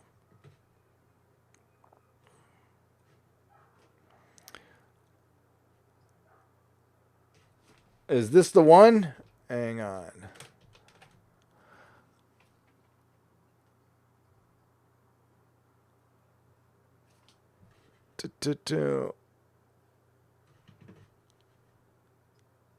Oh, wow. That's cool. Is that okay? This is, yeah. So you said, you sent me Grand Inquisitor says he sent me an email saying, Hail Gary. There's like, there's 4 emails that say Hail Gary in a row. I was like, oh shit. A lot of people said Hail Gary, so I was trying to pick the right one. What's up, Grand Inquisitor? Thought this might make you chuckle. As our sacred lord was disgraced and defamed, tales of the bearded and bespectacled prophet began to emerge. It was foretold that he would guide us through the expanse aboard a mighty vessel, the Orville. He would pay a hefty price to watch our once revered pop culture be torn asunder. But he would bestow upon us secrets that the evil woke hordes wanted to keep from us, to keep us in a stupor, to keep us consuming their vile drivel masquerading as our sacred legends. Sadly, our sacred lore would never recover. It was forever broken because its caretakers had awoken. But we had our prophet, our Nerdrotic, our beloved Gary. Hail Gary, this one true prophet to save us from the madness. Stay awesome and keep up the good work. Forever a fan, Andy the Grand Inquisitor. Well, thank you, Andy. I really appreciate the kind words. You guys do the same for me. You keep my sanity, because for a long time I was watching this stuff and I just thought I was crazy person. I thought I was crazy person who was seeing patterns and everything, and thought I was probably losing my mind. But I'm not, thankfully. And it's refreshing at least to talk about the patterns of bullshit that is happening within our franchises. And it's politically motivated, unfortunately. And I wish it weren't. Don't want to talk about that stuff. I would just love it to be entertainment again. I think I don't know if it will be. I don't know. I don't know. I can't predict the future on this one. We're in new territory here, but I think there'll be a shift on what we take in for entertainment. And I think I'll say it again, there's a huge factor out there that these streaming wars are not considering. Streaming, live streaming, people live streaming like you and me. And I don't know if people will get tired. I think parts of it, I think interests will shift, but I think this very easy way for us to interact with each other now isn't going away, and it's going to be very hard. It's already very hard for the news to compete with that. And that's why YouTube has done everything to, oh my God, I was watching a quartering video and it went into a live news broadcast. Like that was the next video of some, shooting. And I'm like, what the, got rid of it. I'm like, and I have never clicked on anything news ever on YouTube. I click not interested when I see CBS, NBC, and all them. There's that little 3 dots you can click, not interested. I'm always clicking that. So how did that come right after a quartering video when I usually get like a Clownfish TV or a Doomcock video or something like that? I got the news, the live news. But they're trying real hard. But listen, it's dying. I don't want to say his name, but the person who brought on the last problem we had here on YouTube, it looks like he's getting canned from his job, and it's looking like it's because of cutbacks and budget cuts. And I noticed Gizmodo's having that problem too. Yeah, the access media is dying, and there's no better example than that Deadline puff piece for CBS that I just read at the beginning of this live stream. God, it was terrible. But thank you, Andy. That was great.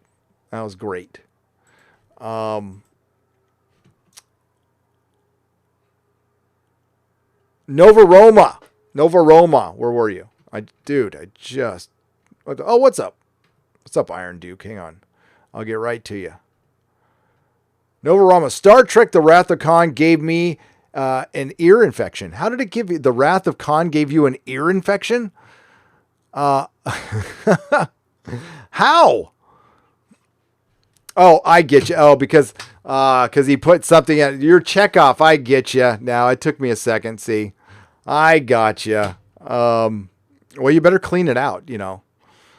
I hope there was some peroxide involved there. This little Q-tip, little swab. I'm sorry, Captain.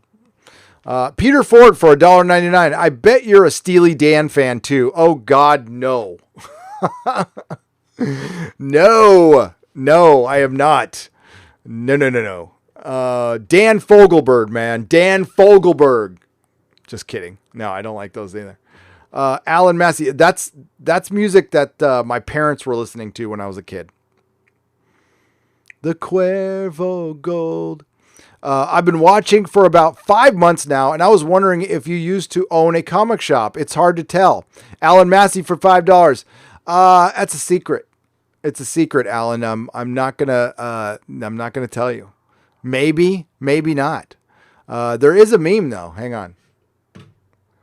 Let's see if I can find it.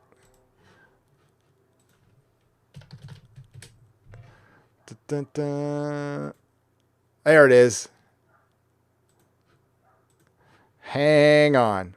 What do I want? Image capture? Window capture? We can do image window capture.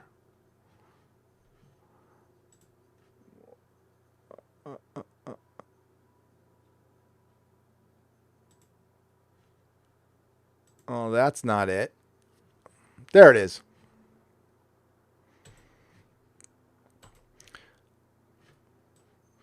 Here, we can get that like that. There you go. You like that? Somebody really didn't like me, but took the time to do this, and I love it. Of course, there'll be a restraining order follow. That's the kind of not like that's actually like, if you know what I'm saying. If you're ever in high school and the girl you met in class and she always hated you and gave you the dirty looks, and then 2 weeks later you were making out. Yeah, you got to watch out for that kind of stuff. But yeah, I might have mentioned that I used to own a comic shop here in San Francisco for 10 years. Yes, indeed. Thank you, Alan. At least you spell Alan right. That's my middle name, Alan. TJ Paris for $10. CBS bet big on Trek to carry their streaming service and lost. They are spending a lot of promoting on other projects. Discovery needs to get revealed as a holodeck exercise at Starfleet and start over. That's great. That's a great idea, and that is true. Just as a fan who observes things once in a while, CBS and Viacom, Paramount and MGM, and they can buy Lionsgate and Starz, and they will still be a drop in the bucket compared to Disney, Amazon, Netflix, and HBO Max. They just don't have the properties to take them on. CBS, so if they took on Lionsgate, and Stars, and they have all the Viacom properties. They own a stake of CW, but so does Warner Brothers. So I don't know who owns what, but all the stuff that makes CW money is owned by Warner Brothers. So CW wouldn't be worth very much if the Arrowverse left it tomorrow. So they have Star Trek and Mission Impossible. That's what they were talking about. So Disney has Marvel, Star Wars, the Orville. They have their own stuff that they can remake until the end of time.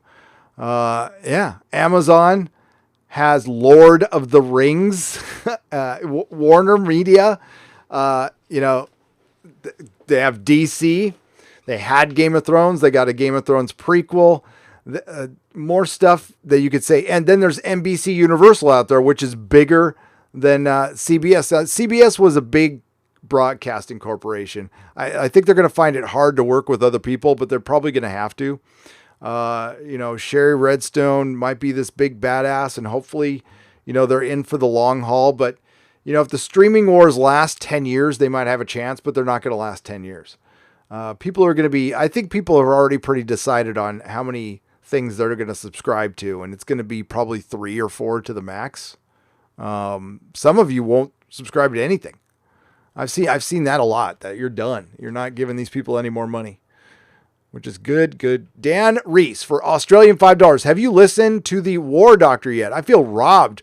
We never got a season of John Hurt. He does in one episode what Jodie couldn't in one season.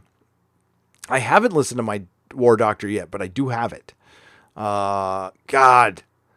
Yeah, I normally would have hated the War Doctor move, but I like John Hurt, and I think he did a great job. I think he did a great job in the 50th anniversary, despite Clara. Nomads cheap and nerdy for $1.99. Not much, but thanks for the iTunes podcast. Well, you're welcome. I'm a little behind on those. I'll get caught up. I got to upload a bunch of stuff on the website tonight, and that will happen. Thanks for listening on iTunes. I think you might be the second person to tell me that you listen to the, because I put everything, even my videos, on iTunes, just in case you want to listen on iTunes. That's cool. Right on. Chief Cook for $19.99. This is how Star Trek.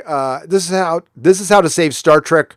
Reboot TNG right after the Undiscovered Country, about 10 or 20 years earlier in the century. Have an old crew pass the torch to the new crew with the new Enterprise. Look up Spencer Enterprise. Look up Spencer Enterprise on YouTube. Okay, gotcha. I will. Thank you. 99 Iron Dirk.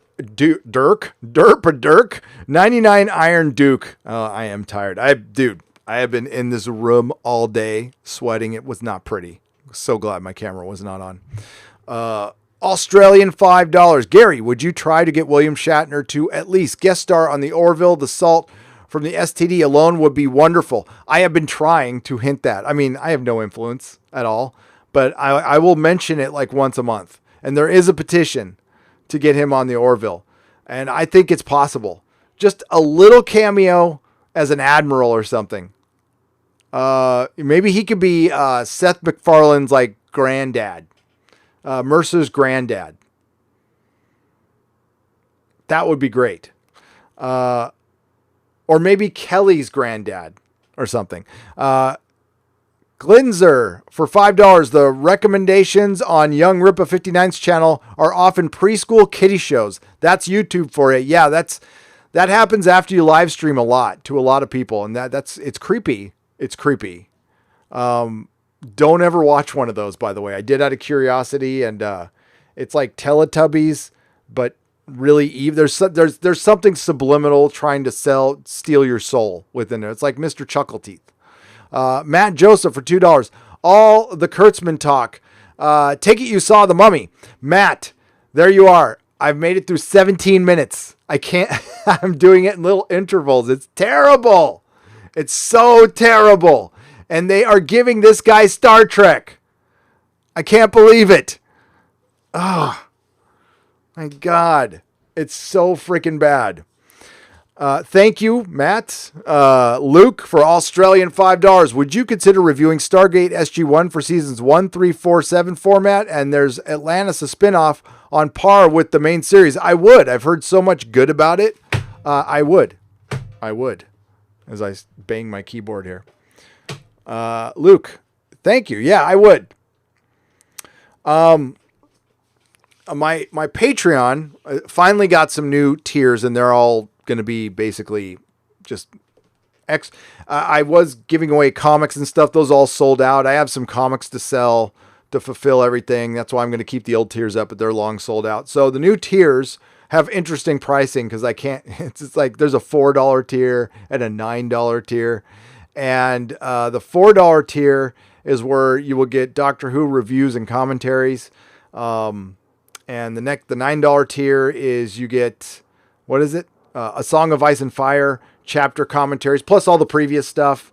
But I'm going to be doing Expanse, Lord of the Rings, and A Song of Ice and Fire book and show and movie commentaries and stuff. And I'm also going to throw in extra stuff like Stargate and Farscape.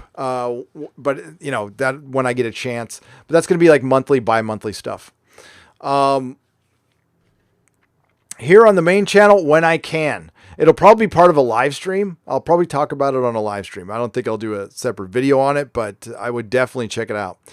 Did you see the Salon.com article interview with Derek Robertson about The Boys? Only 10% of it is about the show. And let me guess, the other 90% is about politics. Yes. That's why I don't read Salon.com. There's a reason I don't. TJ Paris, I do not read Salon.com ever, because they were promoting the P to the E to the D to the O crap.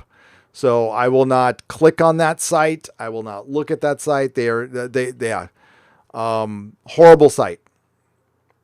Howell Ferguson, Canadian $2. Thank you very much.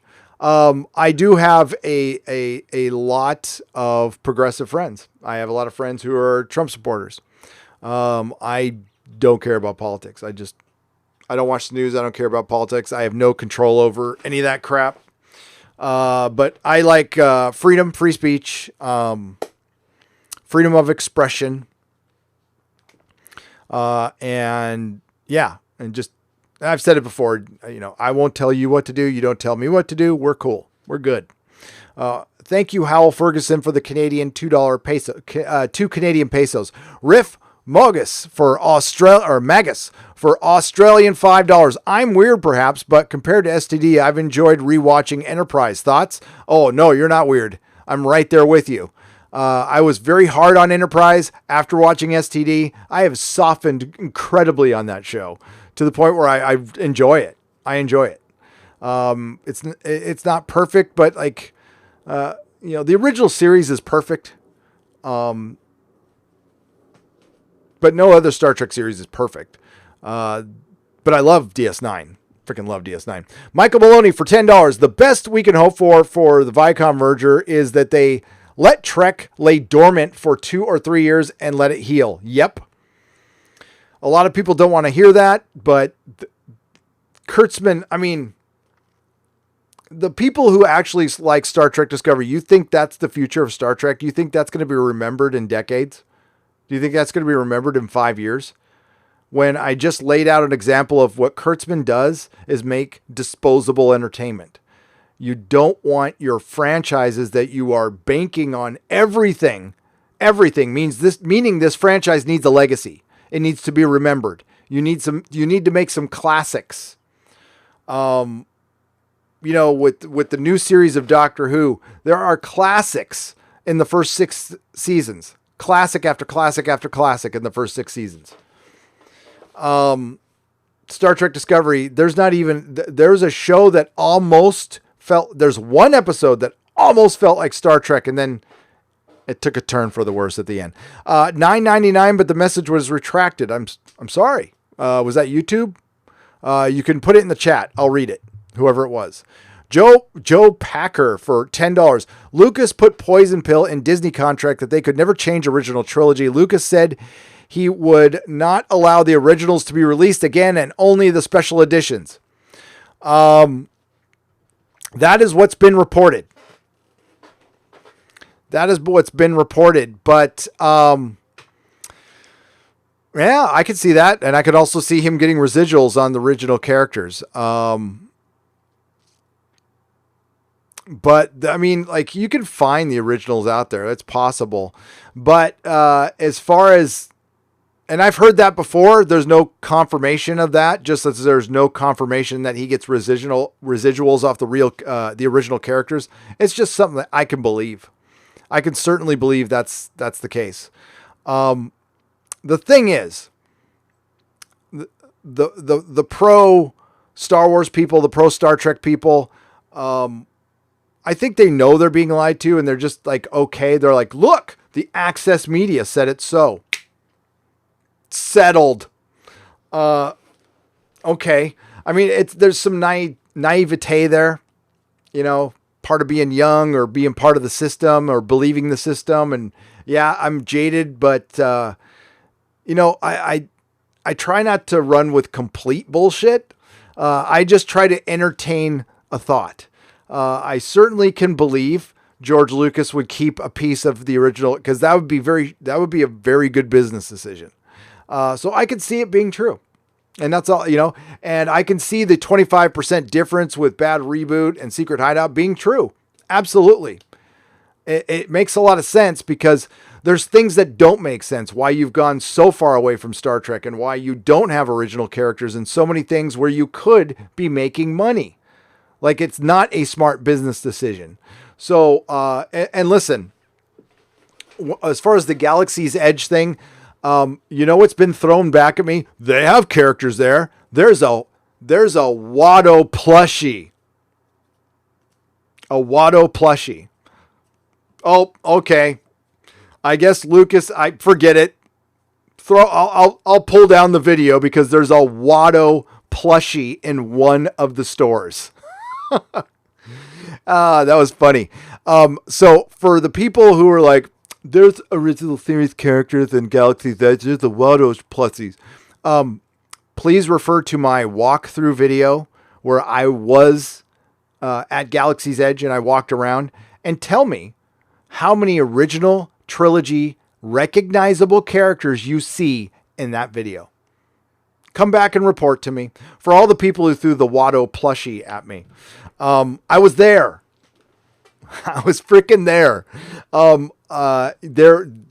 Yes, I did find prequel droids, and I found something from Return of the Jedi, but you had to look.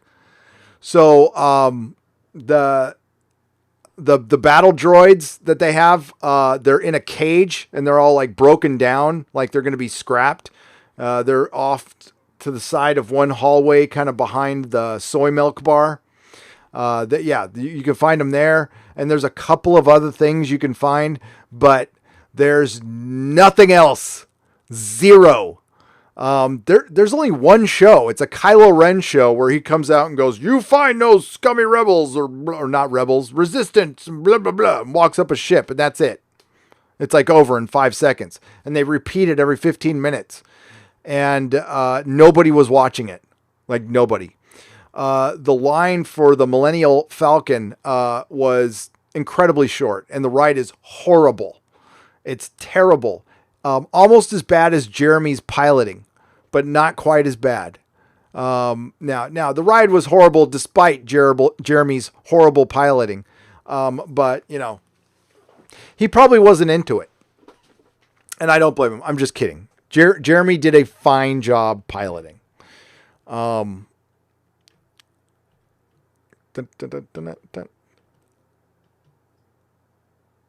Roma for $1.99. Burn It also a new... Oh, boy, that just jumped on me. Burn It also a new Siffy can rise from the ashes. Yes, burn it all. A new Siffy, new sci-fi. I love the old Sci-Fi Channel. I did, even though they did cancel Farscape. But I loved Hulk reruns. Those were great. Perpetual Punster for $10. Hail, Gary. For the Doctor Who 50th, I wanted to see how the Doctor could become someone who could commit war crimes instead of drank a drug and regenerated into the War Doctor. I walked away at that point. Perpetual Punster, I was caught up in the hypnosis. I would have much rather have seen Eccleston and seen that story. Instead, yeah. Absolutely. Sorry, hang on. I have to answer something here. Dun, dun, dun, dun, dun.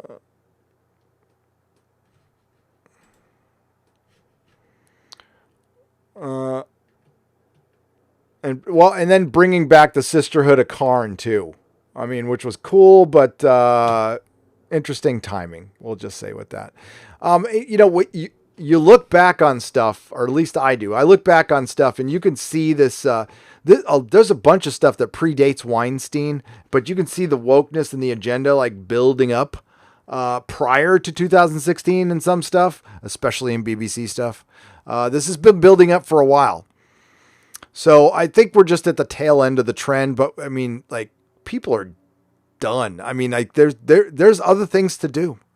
That's the thing, is we're in this kind of golden age of television, but it feels like it's ending. We got a lot of good series canceled, and there's a lot of garbage right now. And this constant argument of like Star Trek and Doctor Who being successful. Successful. What's success? The MCU was successful. Would you say Doctor Who? Would you equate Doctor Who and Star Trek's success with the MCU? And not as successful, not as money, but pretty much universally loved. Let's say prior to Infinity War. How would you compare Star Trek and Doctor Who to that? Star Wars. Star Wars is not successful anymore either. These are dead, burnt, and they got burnt out. Star Wars got burnt out. There's different reasons.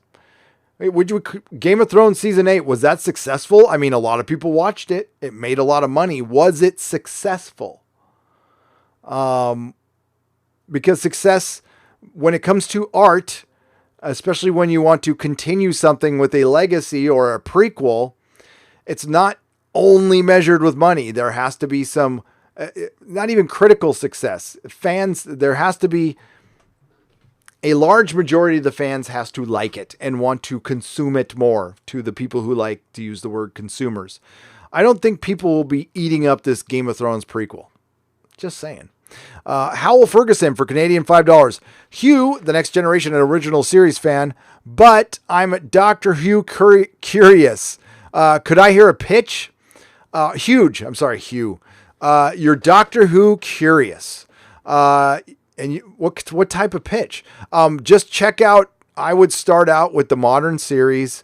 If you're new to Doctor Who and you've never watched it before, I would start with the modern series. Start with Eccleston, work your way up. If you can make it past season 5, definitely start digging into the old stuff. Start with the third Doctor, John Pertwee, and then that will work you up to Tom Baker. And if you can make it past John, and then you could start diving into the old stuff.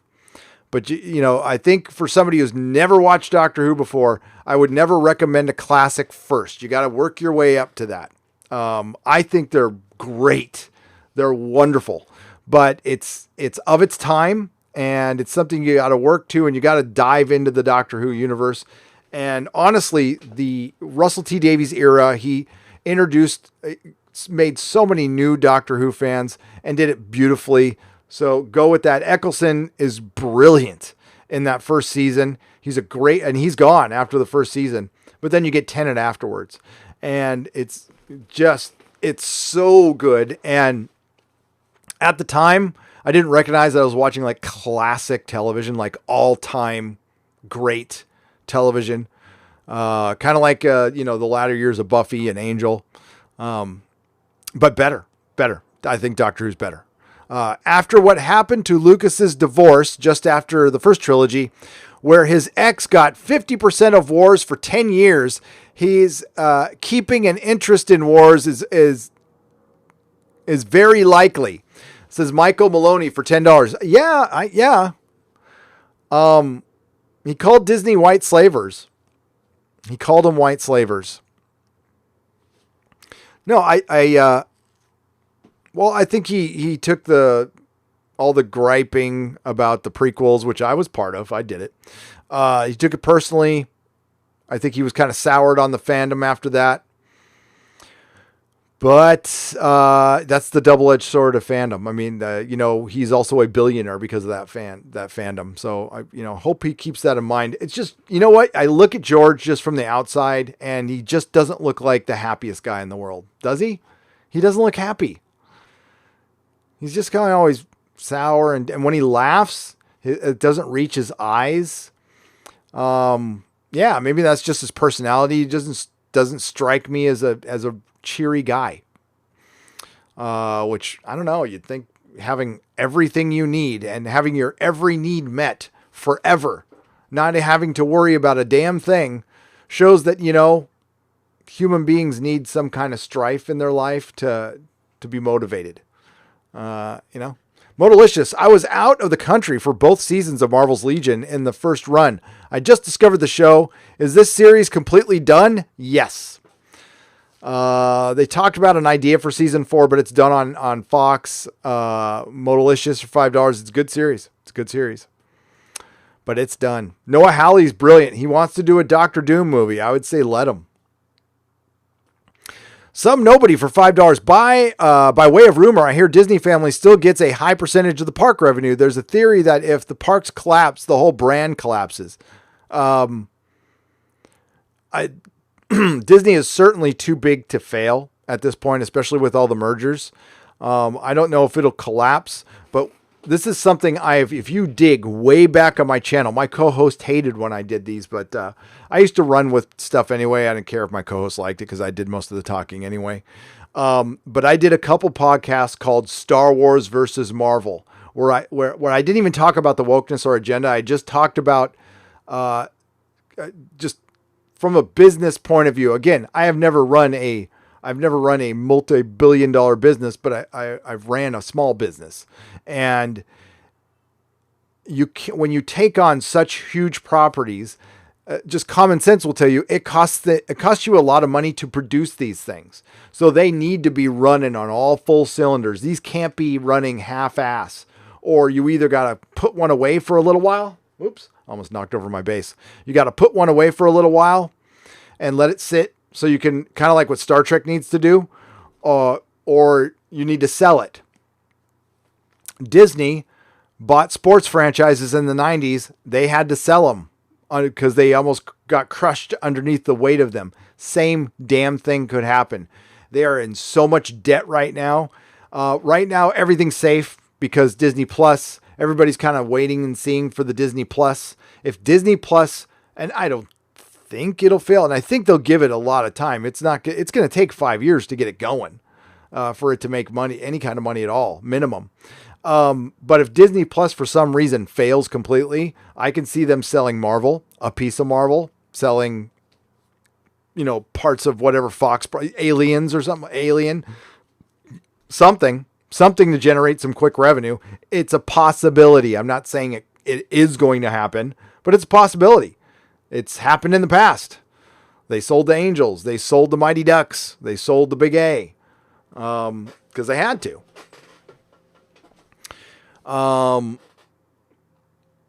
But see, that's the cool thing about, like I said, that's the beauty of this channel, and we can talk about whatever the hell we want, and we don't have to worry about, oh my God, what are people going to think in Hollywood? What are they going to think? Who cares?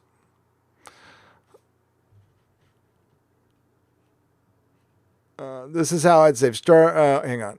Boom, boom, boom. Okay. Did I just miss those two?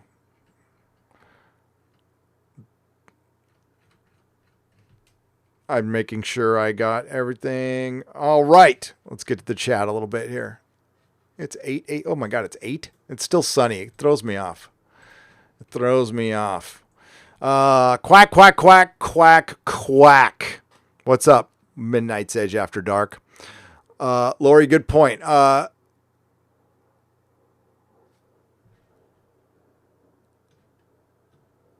So Marvel movies turn into B movies. I don't know. Maybe they'll go direct to video. I'm not excited. There's supposed to be some big announcement at D23, which is, when is D23?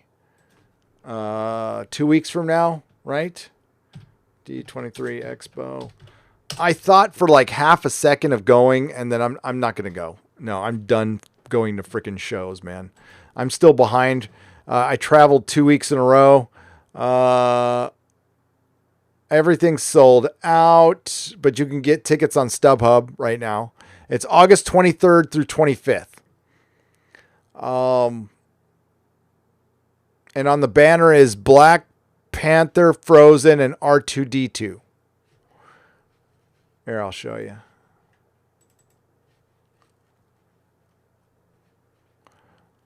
Where? Nope, that's not it.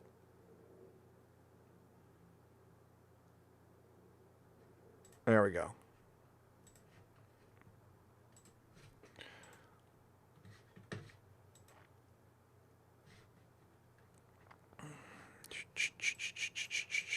Oh, why is it so huge now? God damn it.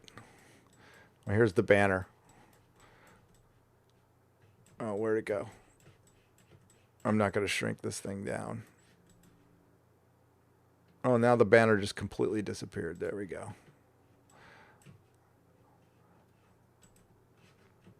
So, I guess, is Frozen still coming out?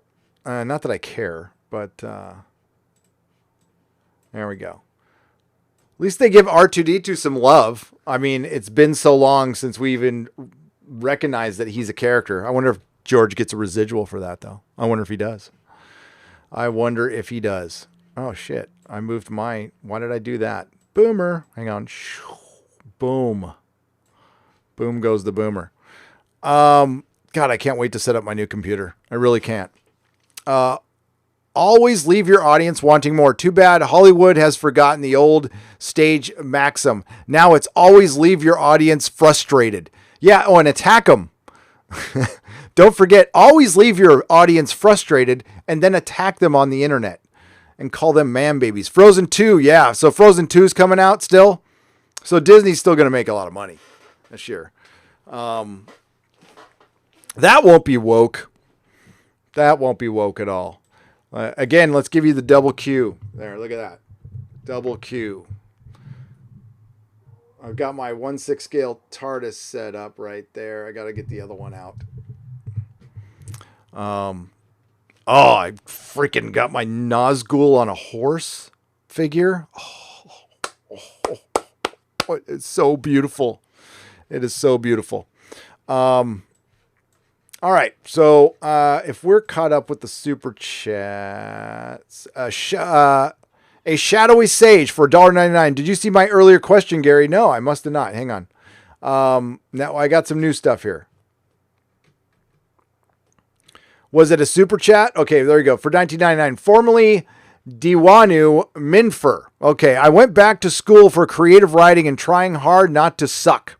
I'm a vet, a nerd, black, and not woke. So where do I go to be creative? Will I have to be an independent?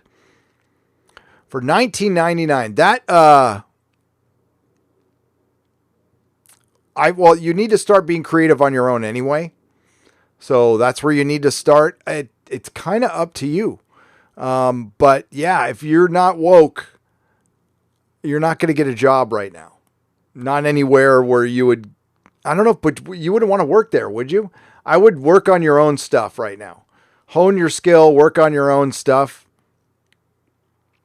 But part of making it in Hollywood is playing the game before you can change the rules. And man, you would have to. Now, in some places, it's not as bad, but maybe hitch your wagon to something that's non-woke. I don't know. I don't know the answer. That's a tough question right now because entertainment's in a bad way. I'm sorry to say. I wish it weren't. Chief Cook for $9.99. Sorry, Gary. I meant earlier 21st Century put on the Paramount Network. Look up Spencer Enterprise on YouTube. This ship is better than Enterprise D and a new crew where okay, gotcha. I'll look it up. I will look it up. Thank you, Chief Cook, for the $9.99. So yeah, I did miss the other one. It jumped on me. Technocratic concentration camp for Australian $30.99. I live in Australia and I have desperately been trying to find an online streaming service to watch the original classic series William Hartnell and Sylvester McCoy. BritBox. Please, can you tell the audience, don't you have BritBox in Australia? It's attached to, I'm sure you've got to have BritBox in Australia. Let's see. That doesn't exist over there.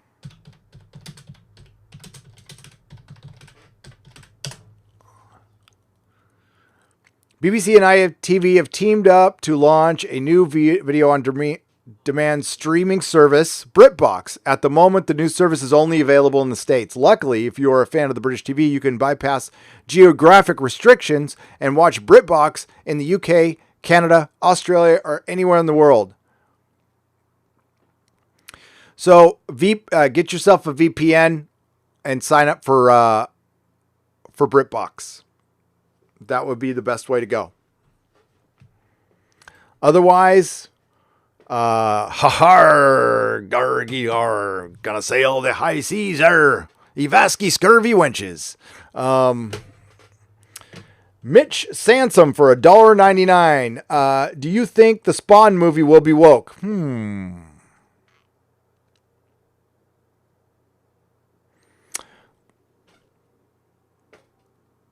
Yeah, probably. Probably because of the film. I don't know. McFarlane's never struck me as woke, but he's a creative, so it's the possibility is there. Isn't Jamie Foxx in it? Jamie Foxx, who went and supported a Venezuelan dictator. Jamie Foxx, that guy. Yeah, I think it has a propensity of being woke. Chief Cook, $1.99. Gary, you missed my super chat. You live streaming freeze. I'm doing them out of order, Chief Cook, so I'm not finished with them yet. So hang tight, buddy. I've got a couple to get back to. I'm just going to the one that's in front of me. I read that one. Get your hands on some Babylon 5. B5 is a piece of history of when network television was at its prime, offering sci-fi. I like getting my comic book store chat fix here. Thanks, everyone. Thanks, Gary. You're welcome. Trooper Bear FN2525. Thank you for the $10. It's brilliant. Yes, and it's comic book talk shop talk. The Big Red Bear for Canadian $5. Buying Fox was a poison pill. They spent 2 times as much for Fox as it's worth. Yes, $70 billion. What did they really get out of it? Not $70 billion worth. No, they paid $70 billion for the X-Men and the Fantastic Four. Vastly overpaying for those things. They overpaid for Star Wars. They shouldn't have paid that much for Star Wars. And making your money back, you don't buy something for billions of dollars to just make your money back. You buy it so you can make money forever on it. And you could have. One simple thing you did wrong. You know what? You can make bad films. You can make bad TV shows. You fill them full of agenda. You alienate fans forever. You make a bad TV show. You don't alienate anybody. People go, it sucks. But, I mean, look at Star Trek fans. They will come back to the trough in fewer numbers, but they'll come back. But it's pretty dead. It's pretty dead. We're going ahead with Kurtzman. I have not seen one single example of Kurtzman succeeding with Star Trek yet. And again, if you don't want to listen to me, listen to other YouTubers about that. Thank you, Big Red Bear. So what was the one?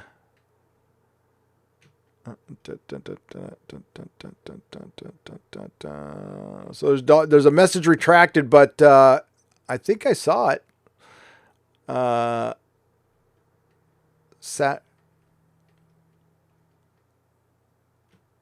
Awesome. Okay. So I think I've got everything now. Thank you, Mitch Sampson, for $1.99. Technocratic Concentration Camp. Thank you for Australian $3.99. You know what? Technocratic Concentration Camp. If you can't VPN the BritBox, shoot me an email. Shoot me an email. But I'm pretty sure you can VPN that because that's how I watched that's how I unfortunately watched all the Jodie Doctor Who live over in when it aired.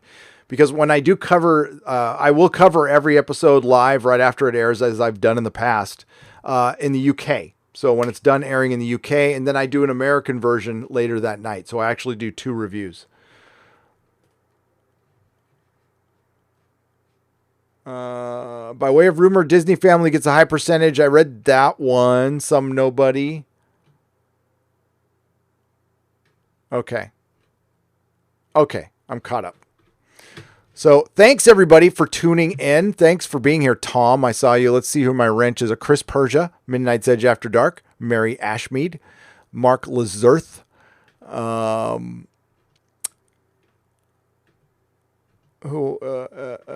any other wrenches present? So wrenches, I'm doing a little graphic for you guys. So like now that I've got the OBS thing kind of down, I know it kind of pauses and stuff. That won't do that on my new computer, but the picture's much better. The StreamYard picture sucks. I can't stand it. So I'll use it for streams, but I'm probably going to use Skype or something. I'm just not the StreamYard. They need some, it just doesn't, it's got the nipples. I just want to grab the screen. Looks like I want to change the radio dial, it's not very good. But I mean, I know they're starting out, but yeah. So I'm just looking. I don't see any of my wrenches there, but all my other wrenches. Thank you for all your help. Thank you, Mary, for always being here. And Mark Lazurth is always here. And Chris Persia is brilliant. And Tom from Midnight's Edge. Thanks for having me on earlier. And I will be back probably tomorrow. I'll have a video out tomorrow, but I really can't do shit until I get this office done and get my new computer. But Friday Night Tights, make sure to tune in. The triumphant return of Comics Division. And maybe we'll have somebody else on. I'm not sure. We're going to re-review Avengers Endgame. And it ain't going to be pretty. It's not going to be pretty. And I've got notes from Nerdrotic Jr. So we're going to get an exclusive Nerdrotic Jr. review of Avengers Endgame. And chip off the old block. Chip off the old block, that kid is. So until then, everybody have a great evening. Please like, share, and subscribe. Go to nerdrotic.com for my live stream schedule when I eventually put it up. Remember to subscribe to iTunes, because this is a podcast. In about 24 hours, it will be turned into an audio version. I do have a Patreon. I can talk about it now because I've got new tiers that have some fun stuff. It's all going to start August 19th, so you got some time to think about it if you want. And I have a Subscribe Star, which will mirror the Patreon eventually. So if you don't want to give Patreon money, I have a Subscribe Star. Also, I have BitChute, DLive, Twitch, but I'm probably going to abandon Twitch because I really don't like, I'm sorry, I don't like the porn stuff there. I'm not a big fan of the porn stuff there, so I'm probably going to abandon Twitch. As much as I thought it would work, I just, I know I got to diversify myself. I'll just do it on DLive or something. I'm not a fan of the porn stuff on Twitch. I know I'm such a prude. I mean, if you enjoy that stuff, no judgment whatsoever. I just, I don't like it. And yeah, that's all. That's all. So everybody have a great, great evening. Thank you again. So many of you tuned in. Thank you for subscribing. We've got a bunch of new subscribers from the Star Wars videos. Want to thank my insiders. You guys freaking rock. Man, they are chiming in on this Viacom deal. And that's why I'm so discouraged. I can leave you with this. I'll leave you with this. I'll read you a little bit of what my insiders told me on the Viacom thing. And Doomcock ran with some of this on the video as well. So I'm sure all of you watched Doomcock's video today, right? I mean, I hope you did. That's my boy. I want to get subscribed to Doomcock. I wanted to get him to 42,000 subs. That's a good number right there, right? We need to get Doomcock. So all hail Doomcock on that one. But I'll leave you with this. I'm trying to get it up. I'm not going to show it on screen, obviously. Space 1999. They're going to reboot Space 1999. Oh, here we go. Now I got to click on this. Okay. Very simple. People running CBS still want, Anello still wants Kurtzman. He is not prepared to admit that he screwed up. If they order a movie after the merger, that extends all contracts for 3 years. Yep. And I know Doomcock reported that one. Kurtzman has pitched Star Trek Discovery movies, and he was laughed out of the room. Apparently. I don't know if they laugh people out of the room. That one, I'm like, I think they just, that's not how people do things in Hollywood. They talk long shit behind your back, but they don't like generally mock you in the room. They might have laughed after he left or something like that, but just my experience is nobody has the nads to do anything face to face there at all. They just know they're anti, QT movie's not happening at all. So don't get your hopes up for it. It's dead in the water. And it looks like, but for the fact JJ can pitch whatever he wants to Paramount until such time as Paramount greenlights something else without him. I'm sure JJ's free to pitch whatever the hell he wants. But for the fact that Paramount is being forced to merge with CBS, with Bad Robot's if they order a movie whilst Bad Robot has a contract with CBS after the merger, it triggers a 3-year extension on the contract for both film and TV. That's according to my insider. So Bad Robot, even though it has been reported JJ has moved off to Warner Brothers, which I can believe, but I'll give you an example. Dan and Dave have an overall deal with Netflix, but they're still making Star Wars stuff. So people can work at multiple places. I can certainly believe this. The JJ aesthetic is here to stay, folks. Sorry to say that. We'll leave it there. Endgame featuring Captain Lost in Election. Modalicious, thank you. If bad reboot buys Trek, it kind of owns it now, and it owns it without owning it. Matthew. But yeah, that would be terrible. I'd be over. All right. Okay. This is the long goodbye. So, goodbye now, everybody. Have a great day. See you in the next video. And not all who wander are lost.